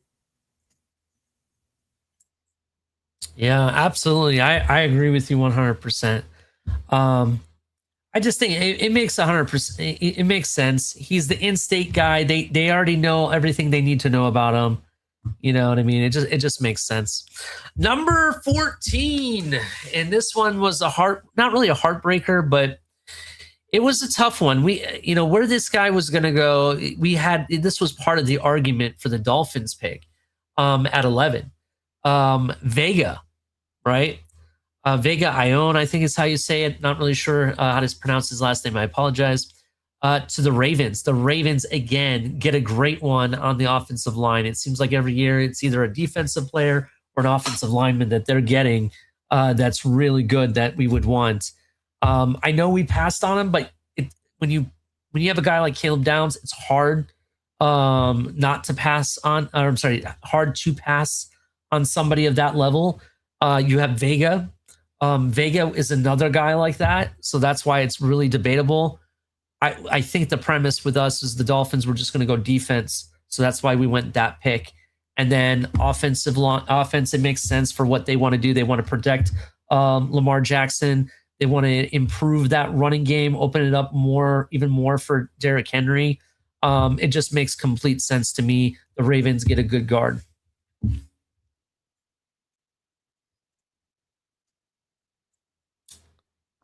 This was crazy to me too, because I could see. We talk about what Baltimore was, Baltimore being this tough team, and it's possible that could have just walked out the door with John Harbaugh. So that's why I gave some pushback when we had these conversations. I could easily see him, John taking him there, but it didn't happen. He fell, and the Ravens do what they do. They grab the linemen that help build that draft. We'll see if that continues to be, what we've seen years past with Harbaugh not being there, but some of us do expect kind of more of the same potentially. As much as I love the idea of the toughness, could walk out with Harbaugh because, damn, it would just be a different Ravens. They were tough before he got there. Ozzie Newsome will always have fingerprints on that roster. I do believe, though, there is a very real possibility Fano doesn't go to the Giants, and it's Vega going number 10. But we don't know, right? So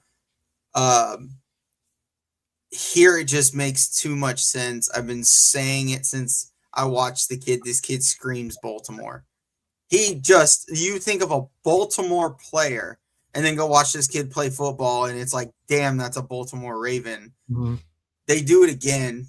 They get one of the best prospects in the entire draft, and it's just disgusting. Yeah, absolutely. Originally I had the Ravens taking wide receiver. I think that this is the year they finally take a wide receiver that they absolutely need. But it makes sense. They're new head coach. You want to, new staff there. You don't want to take something too spicy. You go with the safe pick. Vega all around is a safe pick. He's going to be really damn good as a guard. So, and it is going to be disgusting. Peter Woods at 15 to the Buccaneers. This one, originally, I had them taking a linebacker. I thought maybe CJ Allen, possibly some of the other linebackers. Levante David just recently retired. That was my premise behind it. But they definitely need help along that defensive line. And why not get a guy that honestly has some, one of the fastest off the line, can be a disruptor. Peter Woods fits that bill. I think it's a good fit for the Buccaneers. What do you guys? What's your guys' analysis on why we went that way? Got to continue to plug and play that defense. It's aging. Unfortunately, a lot of those guys are past their prime. Vita Vea, as dominant as he's been in his career, you don't necessarily know how many more years you're going to get out of him. Putting Peter Woods in there to learn from Vita Vea, then that position will be fine for years to come. Absolutely, absolutely. What are your thoughts, Steve? So there's a lot of talk about linebacker for them. They went and shored up a little bit of that with Alec Anzalone. They got Christian Roseboom from, I believe, the Lions. They got Servassier Dennis still as depth, and I do think they'll take a linebacker in the second round. But despite getting Ashawn Robinson, him and Vita Vea are in their 30s. They don't have a young guy that they truly can trust. Like, Kalijah Cansey's always hurt. He's not really truly a nose tackle. And Vita Vea struggles when he's asked to play too many snaps just because he's just a massive human being. So he just can't do that many snaps. Though the leader of that defense now, right? They got Raheem Nunez Roches and some depth, but they truly need that defensive tackle of the future. I think this young man, Peter Woods, is a perfect fit for that defense. The ability to play 3-tech or nose, like it's gonna be. I think Tampa really gets a nice piece for that interior defensive line that their head coach loves so much. Absolutely, I think he's definitely going to be that kind of guy, and their head coach is known for their defense, right? He's always had good defenses throughout wherever he's been in the league, so we'll definitely see. This is a strange one because I can't really make my mind up on the Jets absolutely at 16.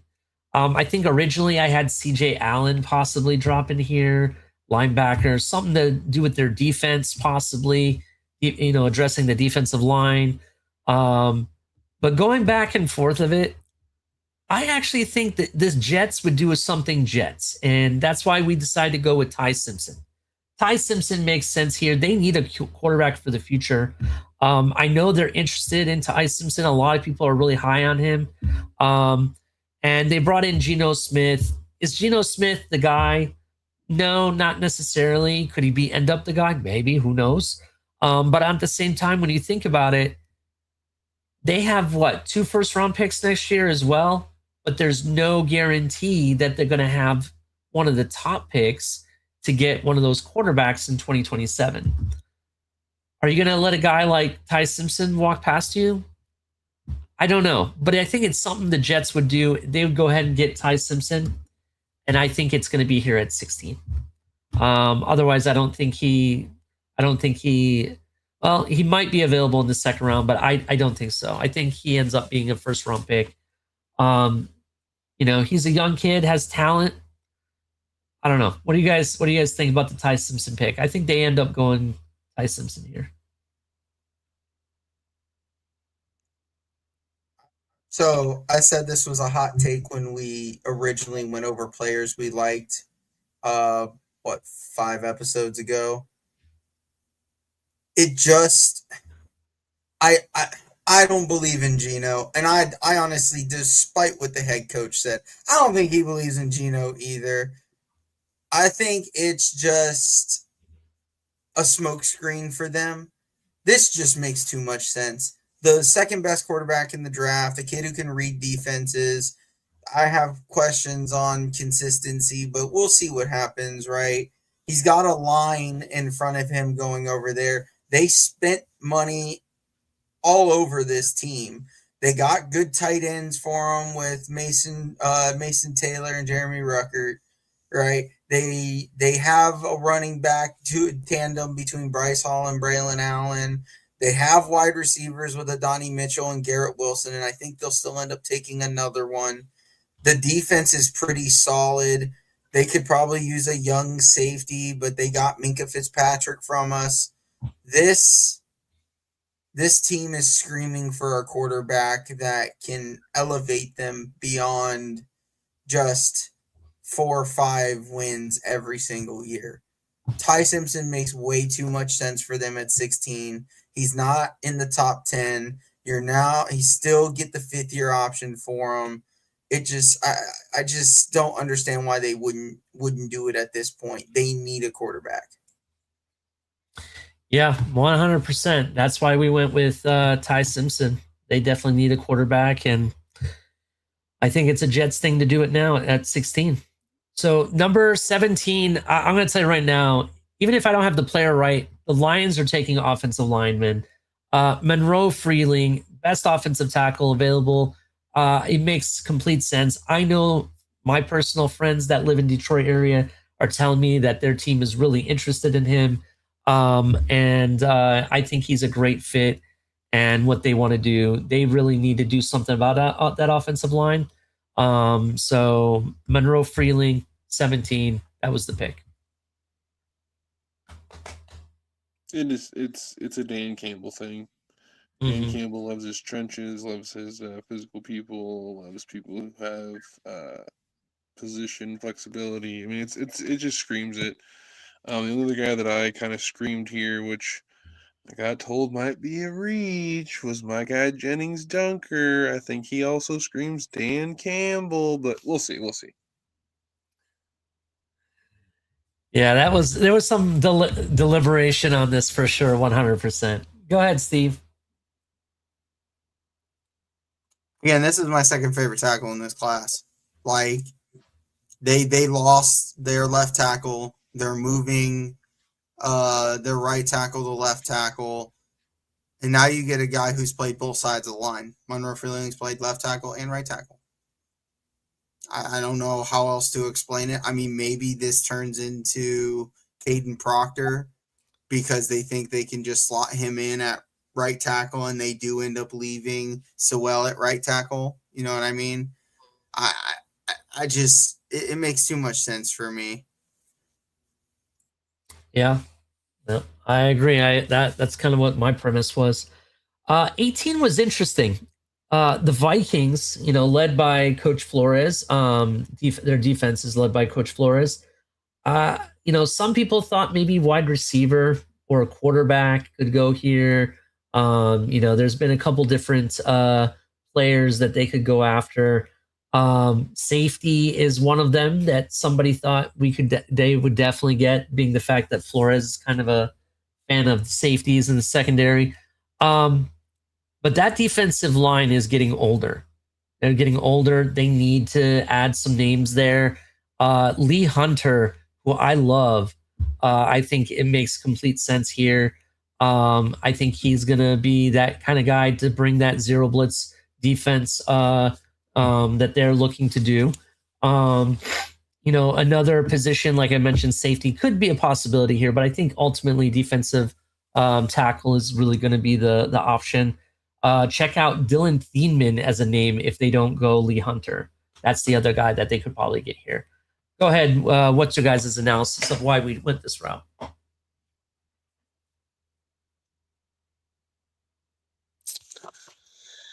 Oh, man. I think Lee Hunter has a chance. Okay, again, Daniil Hunter was there for years before he went to Houston. Yep. They've always had either that guy in the middle, they've had Jared Allen on the edge. It's either the defensive tackle, the edge rusher.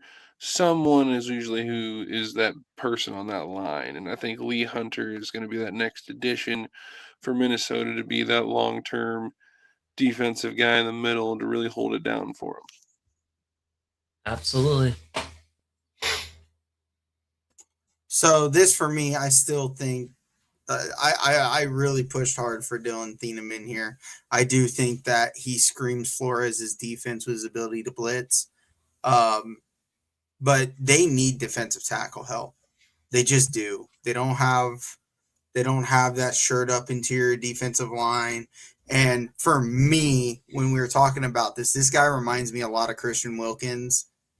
And we know how much Flores loved Christian Wilkins on the defensive line. So I just think he fits that mold of what Flores would like from that aspect, from the ability to swim past and rush the passer to his ability to play the run defense. Absolutely. Number 19, Caden Proctor is off the board to the Panthers. They need someone to protect their Bryce Young, young quarterback that they have. Some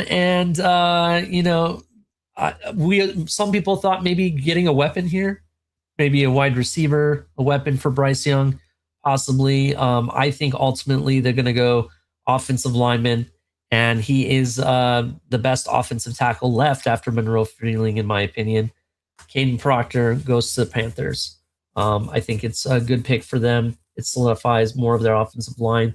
In recent years, they overpaid, not really overpaid him, but the guard from us that we had, Hunt, I believe, right?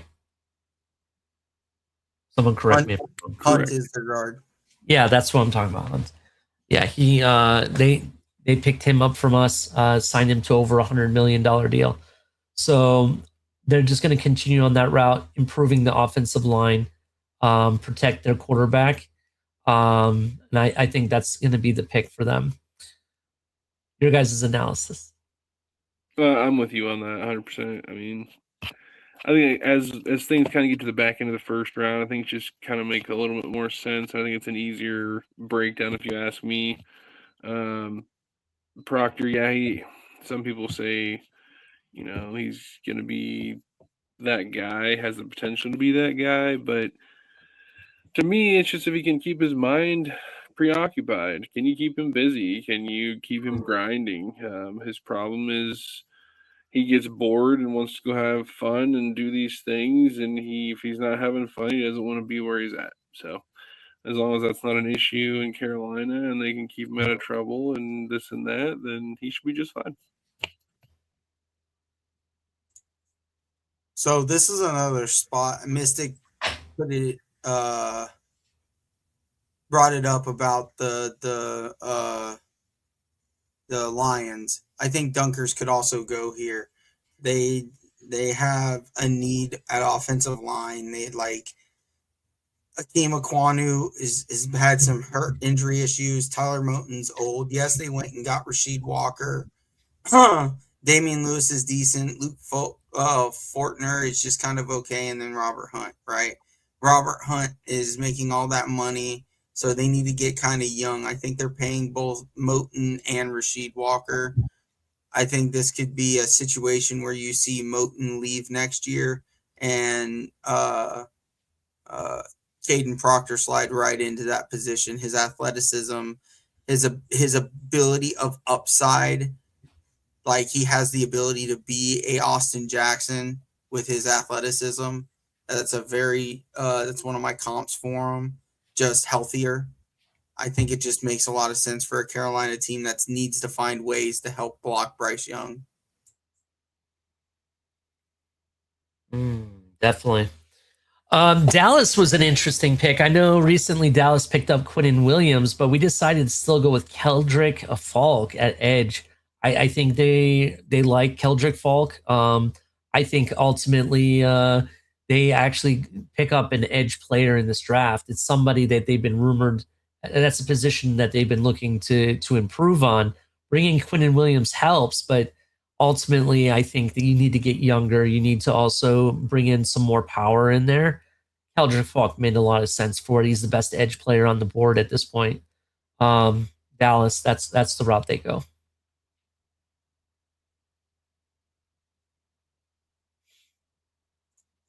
Yeah, they need edge help. I mean, they went and got Rashawn Gary, and they have Donovan Ezeraku, right?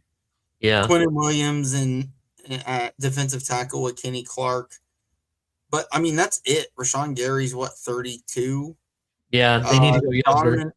Donovan Azaraku's good, but that allows Kendrick Falk to come in, who I still think needs development, but has one of the highest upsides of any edge player in this class. It allows him to sit a year, learn, and get some impact plays in, and maybe figure out the rest. Yeah, absolutely. Any thoughts on that, Mystic? No, honestly, this was one that we talked about real quick. I was kind of like, yeah, I get it. Their defense it hasn't been impactful. They need to continue to build it up, and this getting a corner at 12, getting an edge rusher at 20. This is what Dallas needs. Their offense is there, the quarterback's there, they have everything they need. They just need their defense to help them out. Dunker's new name should be Joe Dirt. Dirte? Oh. Dirte. I was just about to say that's Joe Dirte to you. I do agree with Level 2 Noob on this, because we did argue that Sadiq could be a guy here for Carolina. We actually did talk about this a lot. I just know that offensive line is really important to them, and that's the feeling that we decided to go with. So, well, also keep in mind they have Jatavian Sanders and they paid Tommy Tremble for a reason, and they have Mitchell Evans, who they like a lot. Yeah. This next one, can I just say this next one real quick? Because I feel like this next one was probably the easiest for all of us. Yeah. I literally think when I think about us talking about this whole draft, I feel like this is the one we spent the least amount of time on because it just made sense.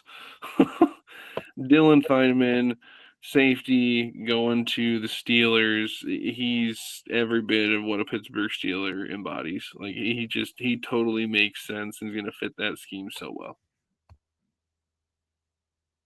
Absolutely. I'll go next. Dylan Thiemann definitely makes sense. Safety. They definitely needed to replace someone since they've lost Mika Fitzpatrick with the trade. They really haven't had someone solidify that safety room for them.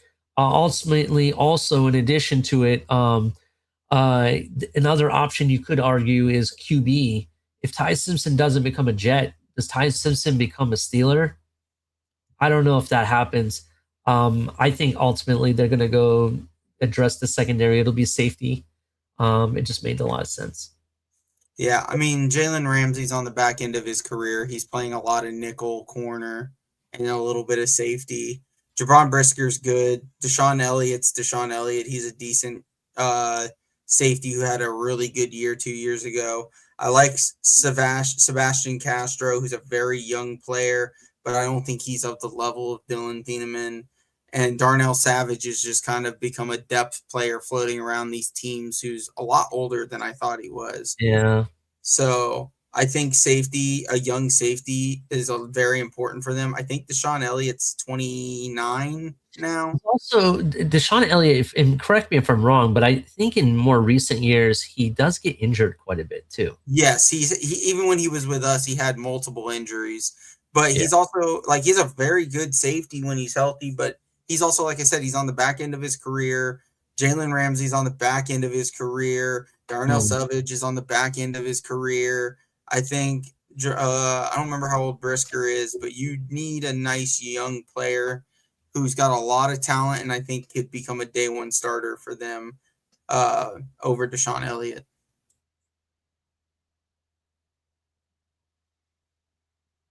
Definitely 100%. All right. Everybody hit the like button. We got the last third of our draft board here that we're going to go over, and we might make it a little bit of a lightning round. I know it's getting late for some, but we'll try and make it quick for you guys. All right. Picks 22 to 32. This one made a lot of sense to me, but not at first. The Chargers go with Caden McDonald out of Ohio State, defensive tackle. You might argue that the Chargers definitely need offensive linemen. Their offensive line got decimated. Yeah, it got decimated this past season, but that doesn't mean they don't have good offensive linemen. They definitely have good offensive linemen there, but knowing who their head coach is, they want someone that's going to bring the pass rush, someone that's going to stop the run. You think about who's in that division now. They're going to have Mendoza that they have to go after. There's going to be Mahomes, and you got Bo Nix there as well. Those offensive lines are getting better. You need to be able to keep up with it. You now have to worry about the run. You got Kenneth Walker in that division. You also have what's his name? RJ Hawley, I think is how you say his name. The running back out of Denver. And you got Genty to worry about as well. You need to be able to stop the run and create havoc and go after the quarterback. It's going to be Caden McDonald. I think it's a smart fit. I think he's a good fit. Beast of a guy, sure tackler, really creates havoc, really causes teams to have to double, even sometimes triple team him. I'm going with Caden McDonald, and it makes sense to me. That was my analysis.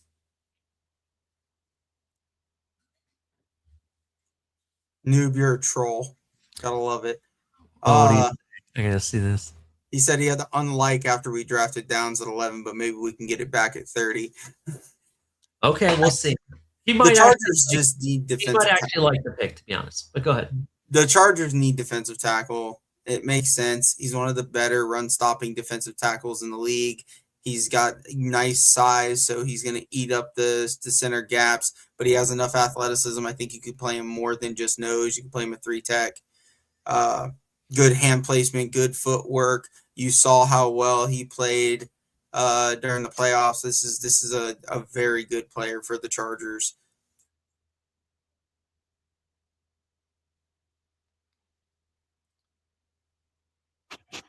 It's the Harbaugh way, right? Build through the trenches. Continues to build through the trenches. Trenches, baby. Absolutely. I agree with it. That's what you have to do. Trenches make sense. This is where me and Steve start to cry, but that's okay. We already addressed safety. It was in a scenario that we don't address safety. We go a different route. We would cry here. Emmanuel McNeil Warren out of Toledo. To me, in my opinion, he is one of the hardest hitting safeties in this draft. I've seen him level a guy, a tight end big of guy, like it's no problem. Guy is a really good tackler. In open coverage, I'm okay with him because he's going to make sure he brings the physicality. And I think he's one of the better physical prospects at safety, and he's really good in coverage too. I would take him as a Dolphin at 30 if he had fallen to us, but not in a scenario where we drafted already a safety like Caleb Downs. Eagles, I know they need a safety. They need secondary help. I want to say one or two of their guys retired or left this year. It makes sense. Emmanuel McNeil Warren, the best safety who's left on the board to the Eagles. It just made sense. What do you guys got? Steve, I know you have a lot to say. Yeah, I'll let Steve go ahead and handle this one. I know this is your guys' one of favorite safeties here. It makes sense to put him in the back end with you got Cooper DeJean at corner. You got some corners. You just need the safeties, right? So again, it just makes sense. So the Eagles drafted Andrew Makuba last year, but they lost Reed Blankenship, who had become a part of their exciting whites, as they call them, with Cooper DeJean. And they went and I originally had them taking a corner, but they went and addressed that with the trade for Tariq Woolen. And obviously they have Quinyon Mitchell on the other side. They needed a safety. This kid is rangy. He brings the physicality that Fangio likes from his safeties. I think they're going to fall. They fell in love with this kid long before anybody knew who this kid's name was, to be honest with you. Mm-hmm. This kid out of Toledo has, again, he's not the fastest safety, but he brings the physicality. He brings the range. He brings the just the mentality you want for a Philadelphia Eagle. I know we had some conversations about, do they go offensive line? And I as I've explained with to them, like my best friend's an Eagles fan. I've had this conversation with him over and over and over. Like, he just doesn't believe Lane is going anywhere in the next 2 years. And though it'd be nice to get a depth tight tackle to learn under, he doesn't believe how he's going to draft a backup tackle for the future in the first round when they need an impact safety now. Their other starting safety next to Andrew Makuba, who even then he played well, but he wasn't the greatest. He's going to need to take a step in the second year, is Marcus Epps, who's on the north side of 30 and is not, he's okay, but he really should not be your starter there. Yeah, absolutely. Look, for me, it just made complete sense. They need a safety bad. And think about this. Imagine having your star corner from Toledo and then having your star safety from Toledo. I just thought that was funny if that actually happens. But yeah, I definitely think it makes sense where they're at right now. Another option for the Eagles, though, is wide receiver. But then again, they just brought in a wide receiver. So does this A.J. Brown potential trade change things for them? We will see. We will definitely see. Number 24, the Browns finally get their wide receiver. And they're getting Jordan Tyson. I couldn't believe he dropped this far for us originally when I was looking at our mock draft. I really thought there'd be more receivers more in the mid first round than there was originally. But looking at the question marks in this draft, the receivers, there's quite a few good receivers, and it's a deep wide receiver class. But there's question marks at the top. And that's kind of what led to this. Jordan Tyson, they're going to get him at 24. Browns have been looking for a receiver for a while. Like I said, they're rumored with Marvin Harrison, and there was another receiver I know they were looking at maybe possibly trading for. But I think they're going to take the best wide receiver they can get. Jordan Tyson is that guy, and that's where he ends up.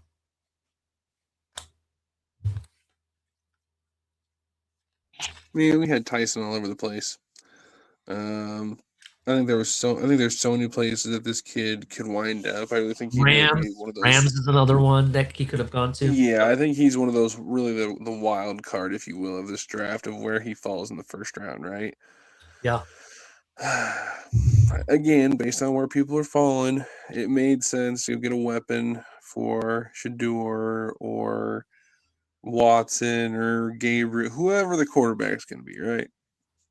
Makes sense to get him a weapon and continue to try to do something in Cleveland. I mean, if they try, I don't know. Go ahead, Steve.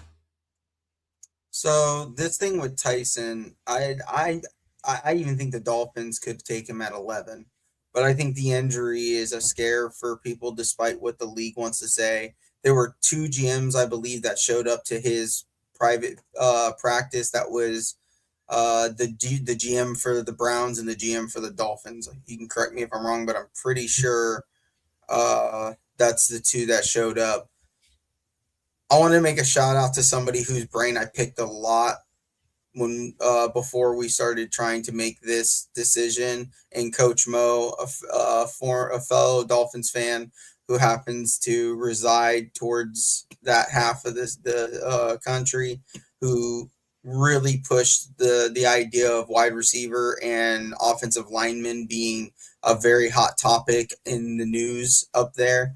So I think that really added an extra layer on how we felt about them going receiver at 24. It just makes sense. You're adding probably who I consider the best wide receiver if he was healthy in the class to Jerry Jeudy and Isaiah Bond.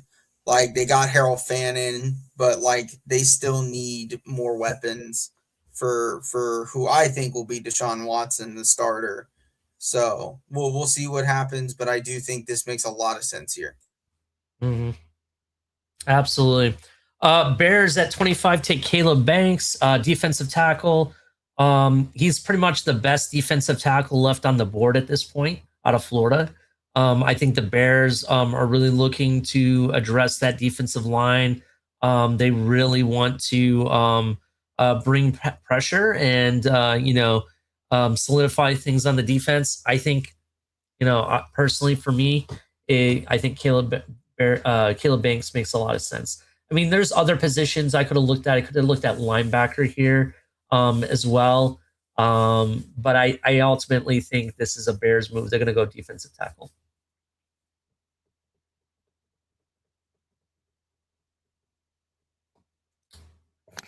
I think we're just like to the point of like we're like, man, do we really got? No, I'm just kidding.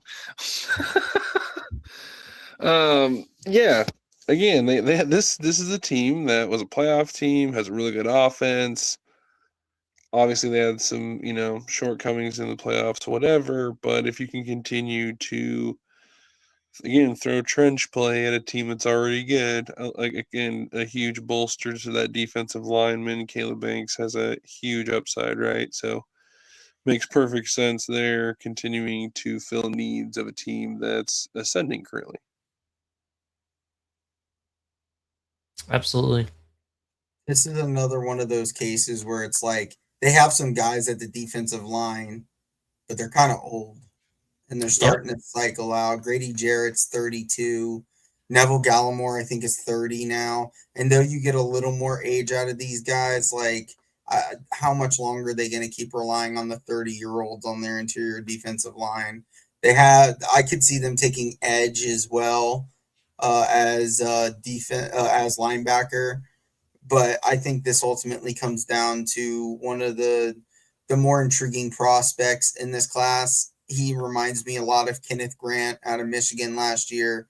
Now, he needed development. I think Banks does too. He can be inconsistent at his pass rush, but as a run stopper, I think he's what the Bears need to continue to be a defensive dominant team. Absolutely. Next picks, the Bills have finally gotten something they've been seeking for a while.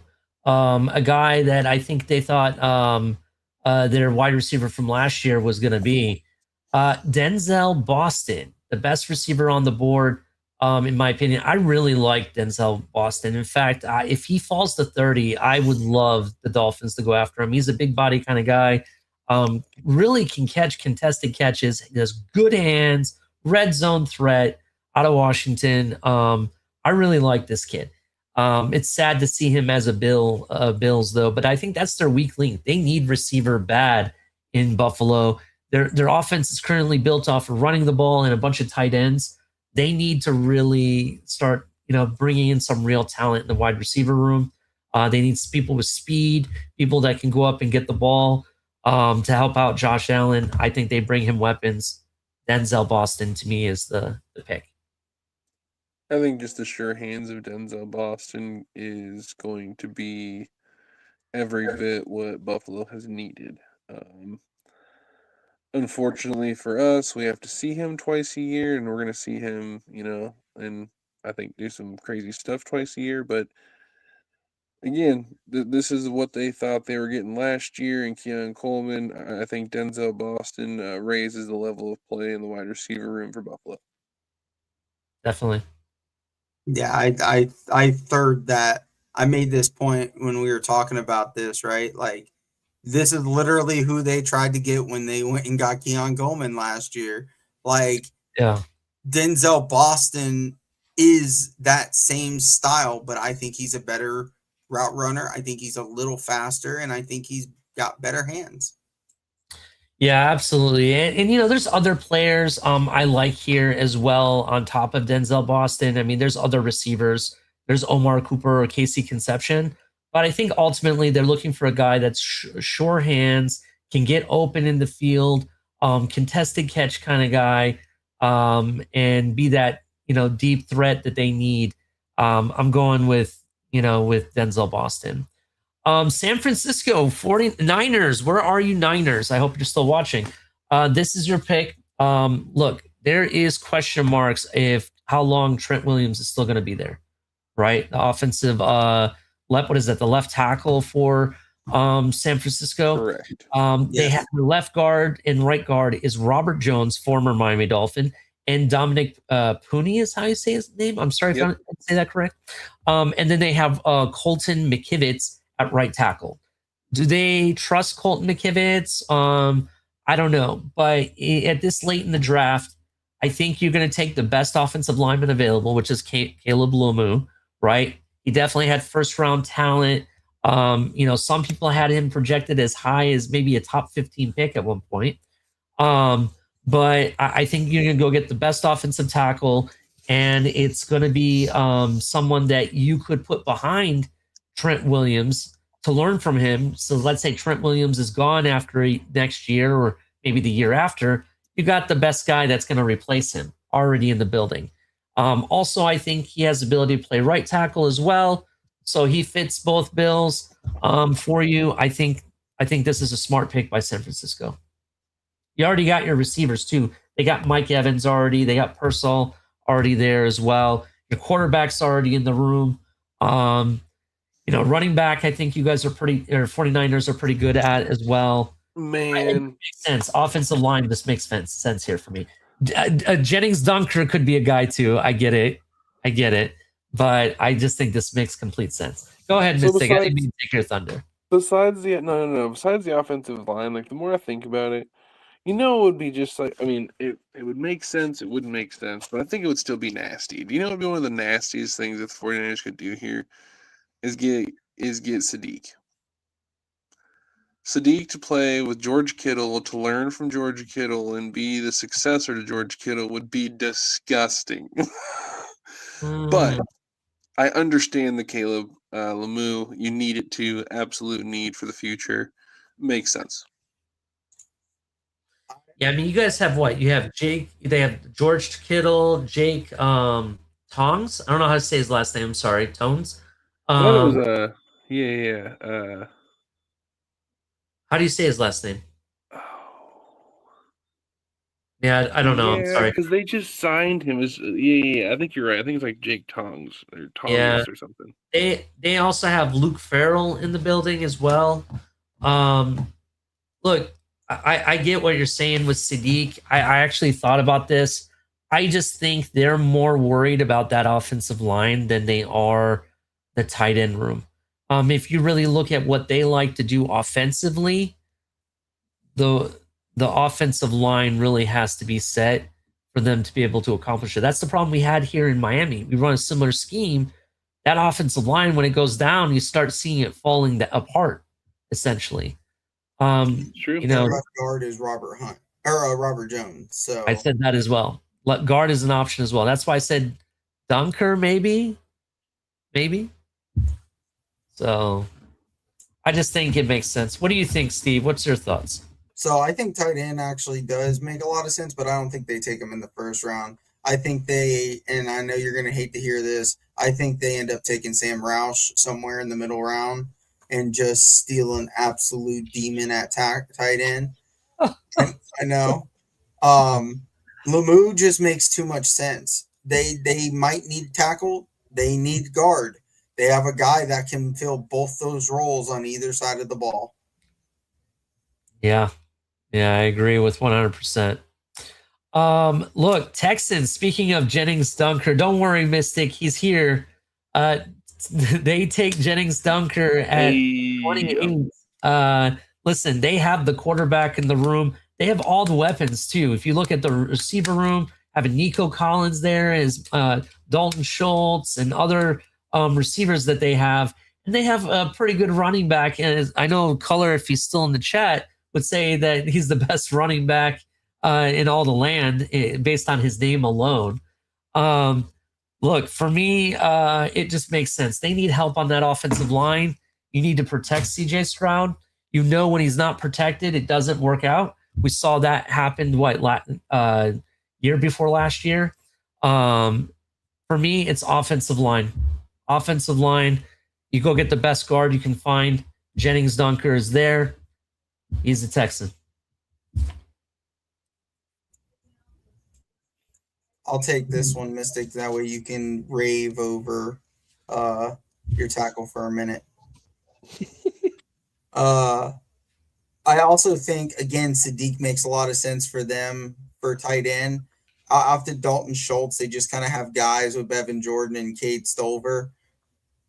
You said it best. Like, Dunkers could be tackle, he could be guard. They need both, right? They went and got Orante Ursary a few years ago. They got Braden Smith. They went and spent on Wyatt Teller. They brought in Evan Brown, and they have Jake Andrews at center. I still don't trust Evan Brown. I still don't know what Braden Smith's gonna be as a tackle. They got Trenton Brown, but he's always fucking hurt. Like, they need consistency at the offensive line, and I know Dunkers has a lot of questions, but his versatility and just that dog mentality he brings, I think, is a great thing for Houston. So, no, I was really hoping that. I mean, I still am hoping. I really hope that he falls, and I'd love for him to land in our lap here. At 30, I think it would be amazing. But I think we're talking about a guy who's going to be in my opinion, call me out on it you want. I think he'll turn into a perennial Pro Bowler, if not potentially an All-Pro in this league at guard. Jennings Dunphy's going to come in from day one, take care of business, put his head down, and make an immediate impact on that offensive line. Absolutely. That's all you got for it? I thought you'd go for an hour, man, talking about an Iowa. No, I've been going for 2 hours already. Oh, wait. All right, bud. All right, let's keep it moving. This is a big Miami fans. Kansas City is going to walk away with a good one. In fact, I would argue he's one of the better players at his position. Some people disagree with that.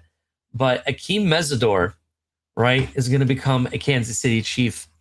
They need edge. I think if you look at who they have, George, I think they have, what's his name? Karlaftis. Karlaftis. Yeah, George Karlaftis. And they also have Felix, I can never say his name, Felix Anduke Azumo, I think is how you say it. I think they need to add some more names to that edge group and get younger. Mesidor is a hell of a edge, in my opinion. Just to give you some background of him, but he basically possesses an extensive collection of pass rush moves. Fires off the ball really good. He can see tackles and overset to the edge and punishes them accordingly. He definitely brings. He benefits off of hands-on, with his hands and like how he gets off the line and everything. Overall, I think he's the pick here. It just makes sense. They need edge, and I think that's the route they go. Another option you could have said before the offseason was maybe they need a running back. Pachenko went to the Lions, but they brought in Kenneth Walker. Wide receiver is an option here too for Kansas City. But ultimately, I think they have what they want in receiver. They want to address that defense. Defense, to be honest, makes sense to me. Yeah, you give Akeem Mesidor to a defense that is all about blitzing from all sides of the field. Yeah, like Spags is going to send them from everywhere. They want to stop the run and send the blitz, and I think Akeem Mesidor is a really good run stopper who has some pass rush versatility and allows them to continue to do what they do. This is another one I argued, again, Sadiq for with an aging Travis Kelce, right? But again, it makes sense with Spagnuolo to continue to give him those weapons. You got Mahomes on the other side. He can make things happen with the speedsters they have. So you go ahead and give Spagnuolo another piece that he can use in his defense. Definitely 100%. Pick 30. Pick 30. Miami Dolphins are on the board. Who are they going to pick? One thing we don't have is a wide receiver one. That's for sure on our board. We also have other needs such as corner, and maybe tight end is a possibility. Some people think maybe linebacker is a need as well. For me, Omar Cooper just makes sense, right? Granted, he isn't the tallest receiver. He's taller than pretty much everybody we've had for the past 4 or 5 years. Having under 6 foot receivers such as Tyreek Hill and Jalen Waddle. But if you look at who we have in the building right now, just to bring it up here, at wide receiver, we have Jalen Tolbert, Taj Washington, Tutu Atwell, Terrace Marshall Jr., and I want to say we have Malik Washington as well as Theo Wees and AJ Henning. The one thing that I see out of that group is that we don't have a wide receiver number one. So if you don't have a wide receiver one, you look at the board and you see who's available. Casey Conception is there, but I would argue Casey Conception is almost like some people might hate this and I might get slack from Steve. I think Casey Conception really is a cheaper Devon Acham. He's a hybrid player that you can use on as a wide receiver in the slot, or you can use him as a rusher. I think he does everything well. He definitely does have a route tree, but Omar Cooper is a guy that I think that when it comes to red zone threat and his ability to catch the ball, I think you can use him in the slot. You could also bounce him on the outside. I think when you have a young QB, you want a guy like that knows how to get in the open space, has the speed in the open space as well. I could go either Casey Conception or Omar Cooper. I think Omar Cooper ends up being the pick, though. I think again, this is when we talked about, we ran it around and went through positions and what we could do in later rounds, all that. We even talked Gideon Sadiq here too. I mean, that was somebody else. That's what I was saying. We talked Sadiq. Like there's a whole lot of possibilities here. We just think ultimately it comes down to we need that number one wide receiver. I'd be okay if we decided that our superstar potential number one was going to be a tight end like Sadiq. I'd be okay with that. But I'm also okay with Omar Cooper and what he brings to the table and what he could be at the next level.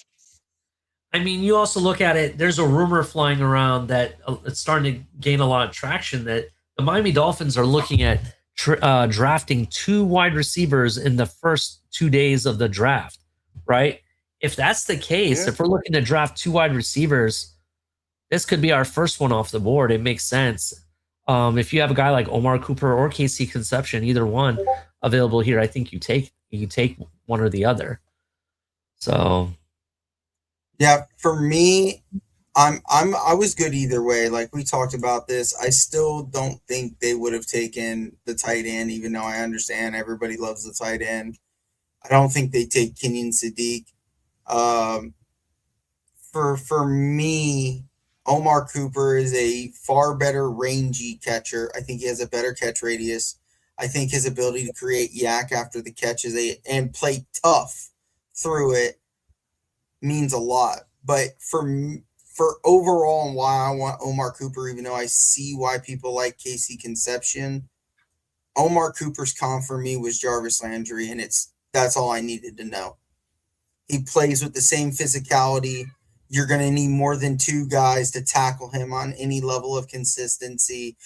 He has the ability to take the top off of defenses, but he also has the ability to catch a 5-yard little dig and take it for 15. yeah, He did it a lot for Fernando Mendoza. And I think having a receiver who understands zone and understands how to make himself free in a scramble drill for a quarterback like Malik Willis, he just is perfect. Now, what do you pair him with? Do you think is he just a slot receiver? Can he play more boundary in the NFL? I don't know. I can't predict that. I think he can, and I'm not worried about it.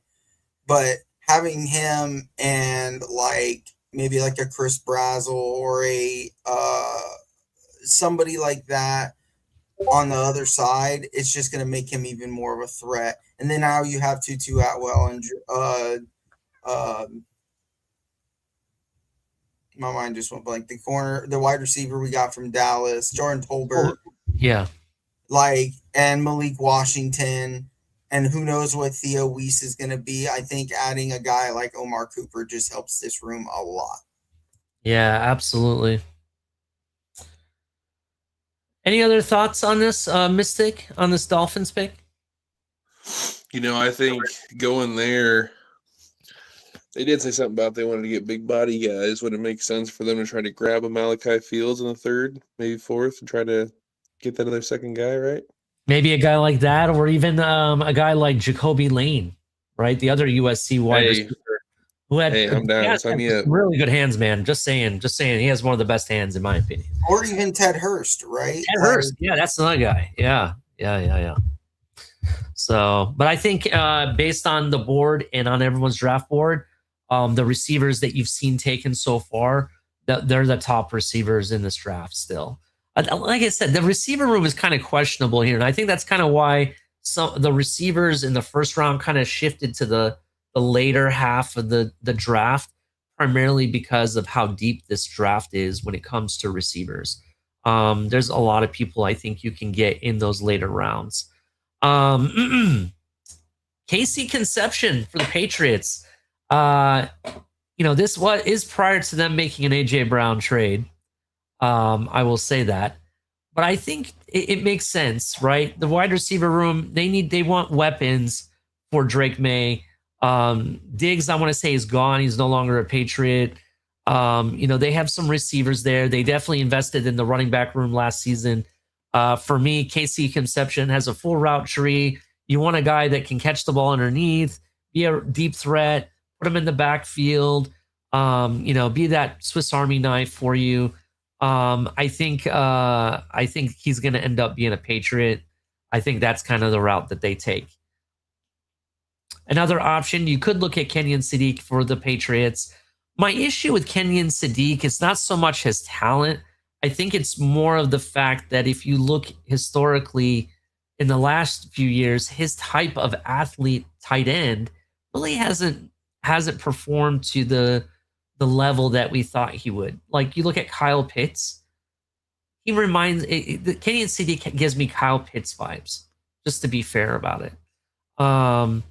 Super athletic, freak athlete style.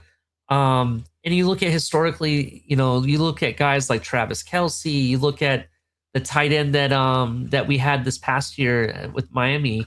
Why I can't think of his name right now. Darren Waller. Yeah, Darren Waller. These guys were not picked in the first round, right? They're picked in the later half, fifth round. I think Darren Waller, want to say is a 6th or a 7th round pick, to be honest.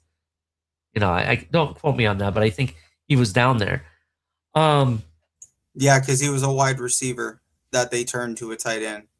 Yeah. And he, I think this could be a spot for Sadiq, but we'll see. I think wide receiver is more of a need for them than tight end, to be honest.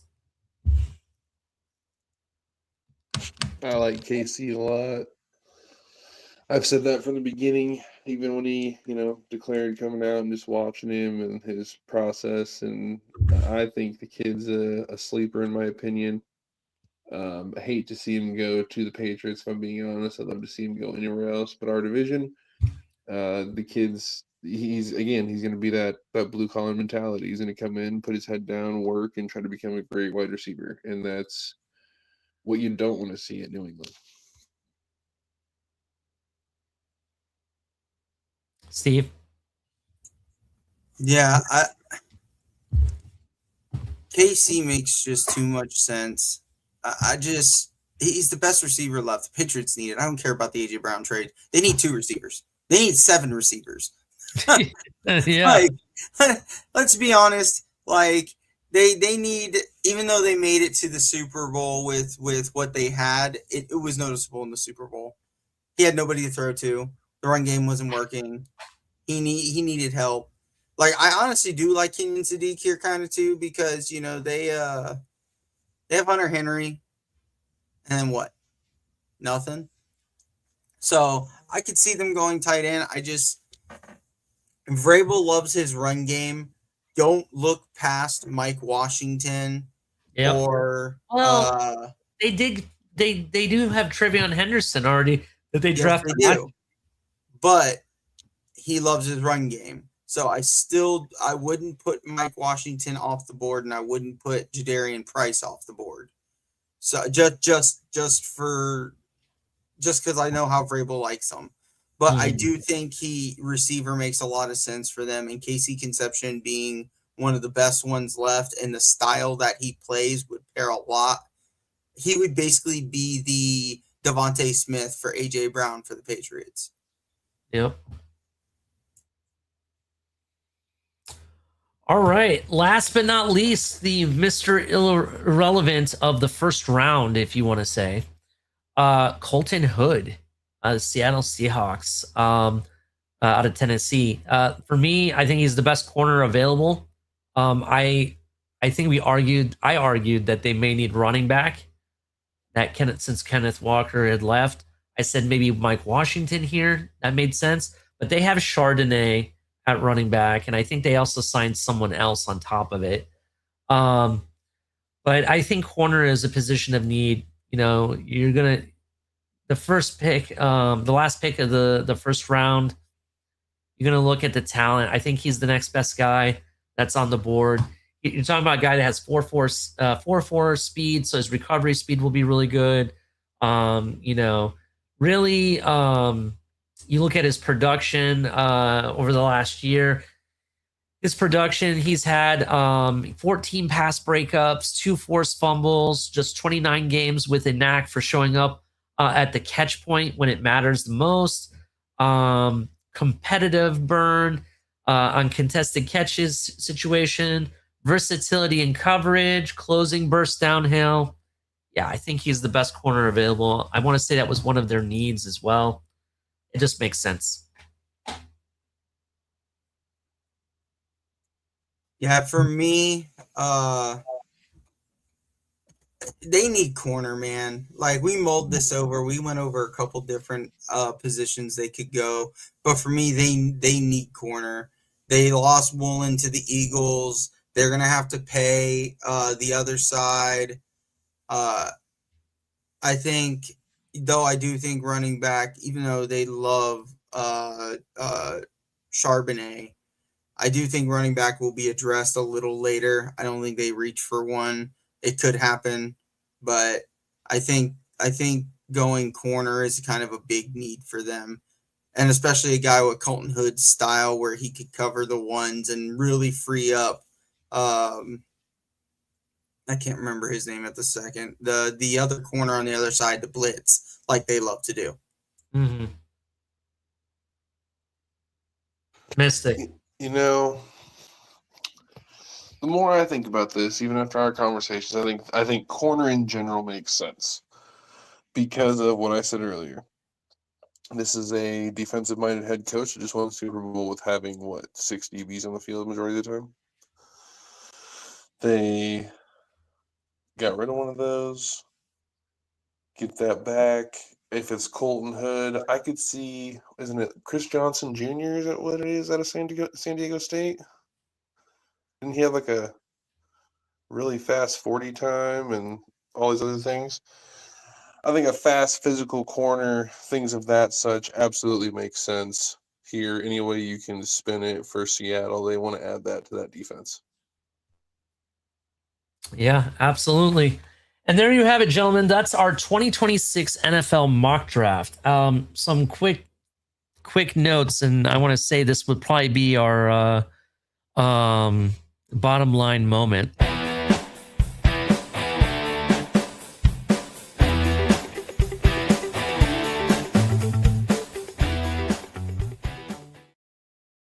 So, bottom line moment for me is the fact that Kenyon Sadiq doesn't get drafted in the first round. It is it was very weird how it turned out.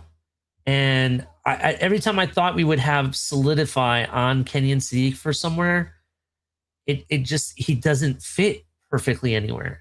You know what I mean? It's not like a position absolutely needed. And, does it have an impact? Yeah, it could have an impact in several areas. I don't know. What were some thoughts that you guys had about this draft?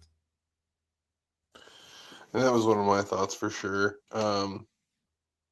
I'd say what intrigues me is kind of how some of these teams that have similar needs seem to be so close to each other.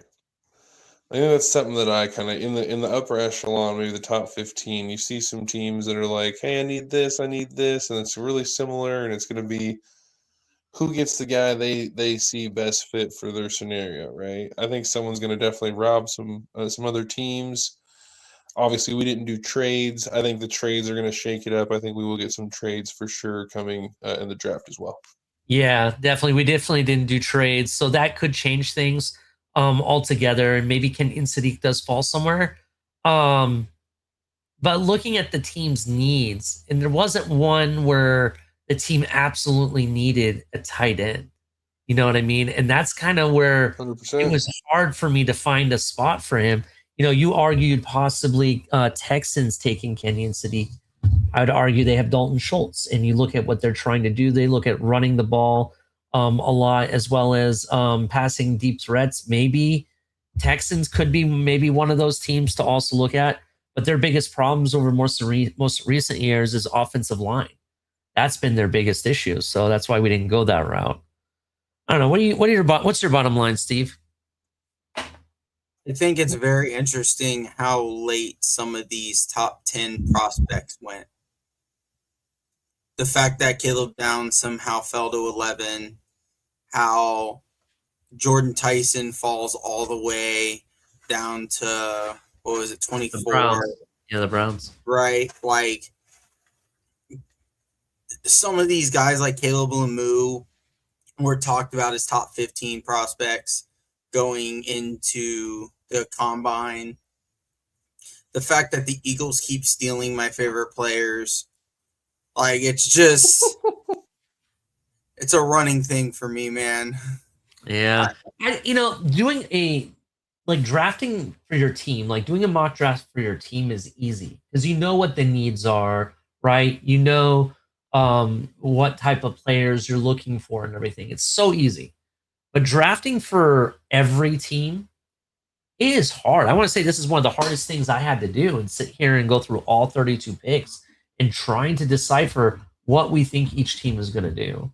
So that's something I learned in this process. But I will say that one thing that it does surprise me is not just Jordan Tyson, not just like how far the wide receivers fell, but I want to say, like, if you're looking at it, actually let me go to like the second round here, or the second image. It kind of what Mystic said in regards to how similar some of the needs are, right? There was a lot of people that need offensive line help in this first round. There's a lot of people that need, I would say, defensive line or edge as well. Edge is a position we might look at as for the Dolphins as well. Zion Young at 30, that's a possibility, right? I just don't, it's going to be really interesting where everybody goes. One thing I will say, though, this top 10, I want to say, is the most for sure thing that you might see in this draft. If it happens this route, I think this top 10 is pretty solid compared to everything else that might go down. Yeah. Again, like, we didn't do trades because trades are impossible to know what compensation is. And there's been a lot of talk about teams wanting trade compensation for next year. Somebody mentioned in the chat earlier they would trade up a few slots from 30 to go get Denzel Boston in front of the Bills, or even Jordan Tyson. Yeah, I could see that. I would absolutely do that in a heartbeat. Like, there's going to be movement, and that's been the main thing. I'm not even completely sold that the Jets don't send some of them first round picks next year to move up and get Fernando Mendoza from the Raiders. They have the assets to make the trade. Like, I don't think it would be crazy for the Browns to trade out of 6 and move back and somebody come up to get an all-star tackle, i.e., the Giants, and just kill everything. Yeah, absolutely. I think this is going to be a wild draft, to be honest. I think there are going to be a lot of trades. Like you said, it's impossible to predict. So, you don't know. Mystic, any final thoughts? I appreciate everyone taking the time to be with us, to share their thoughts and be with us again on one of these longer shows. We don't always do these, but when we do, they have these draft moments, these extended episodes. We do appreciate everyone staying around for the viewership and really helping the show out. So thanks everyone. Have a wonderful rest of your week. Definitely. 52 people watching on all fronts. We appreciate you guys. Make sure you hit the like button. Subscribe if you're brand new. We're on the road to 100. It's draft week, right? Most exciting week if you're an NFL fan or even a college football fan, right? We love to see our players and see what teams and, making dreams come true. I love seeing that on draft week. This Thursday, Friday, and Saturday will be live here at 4th and 10U as well as on the TFTG network.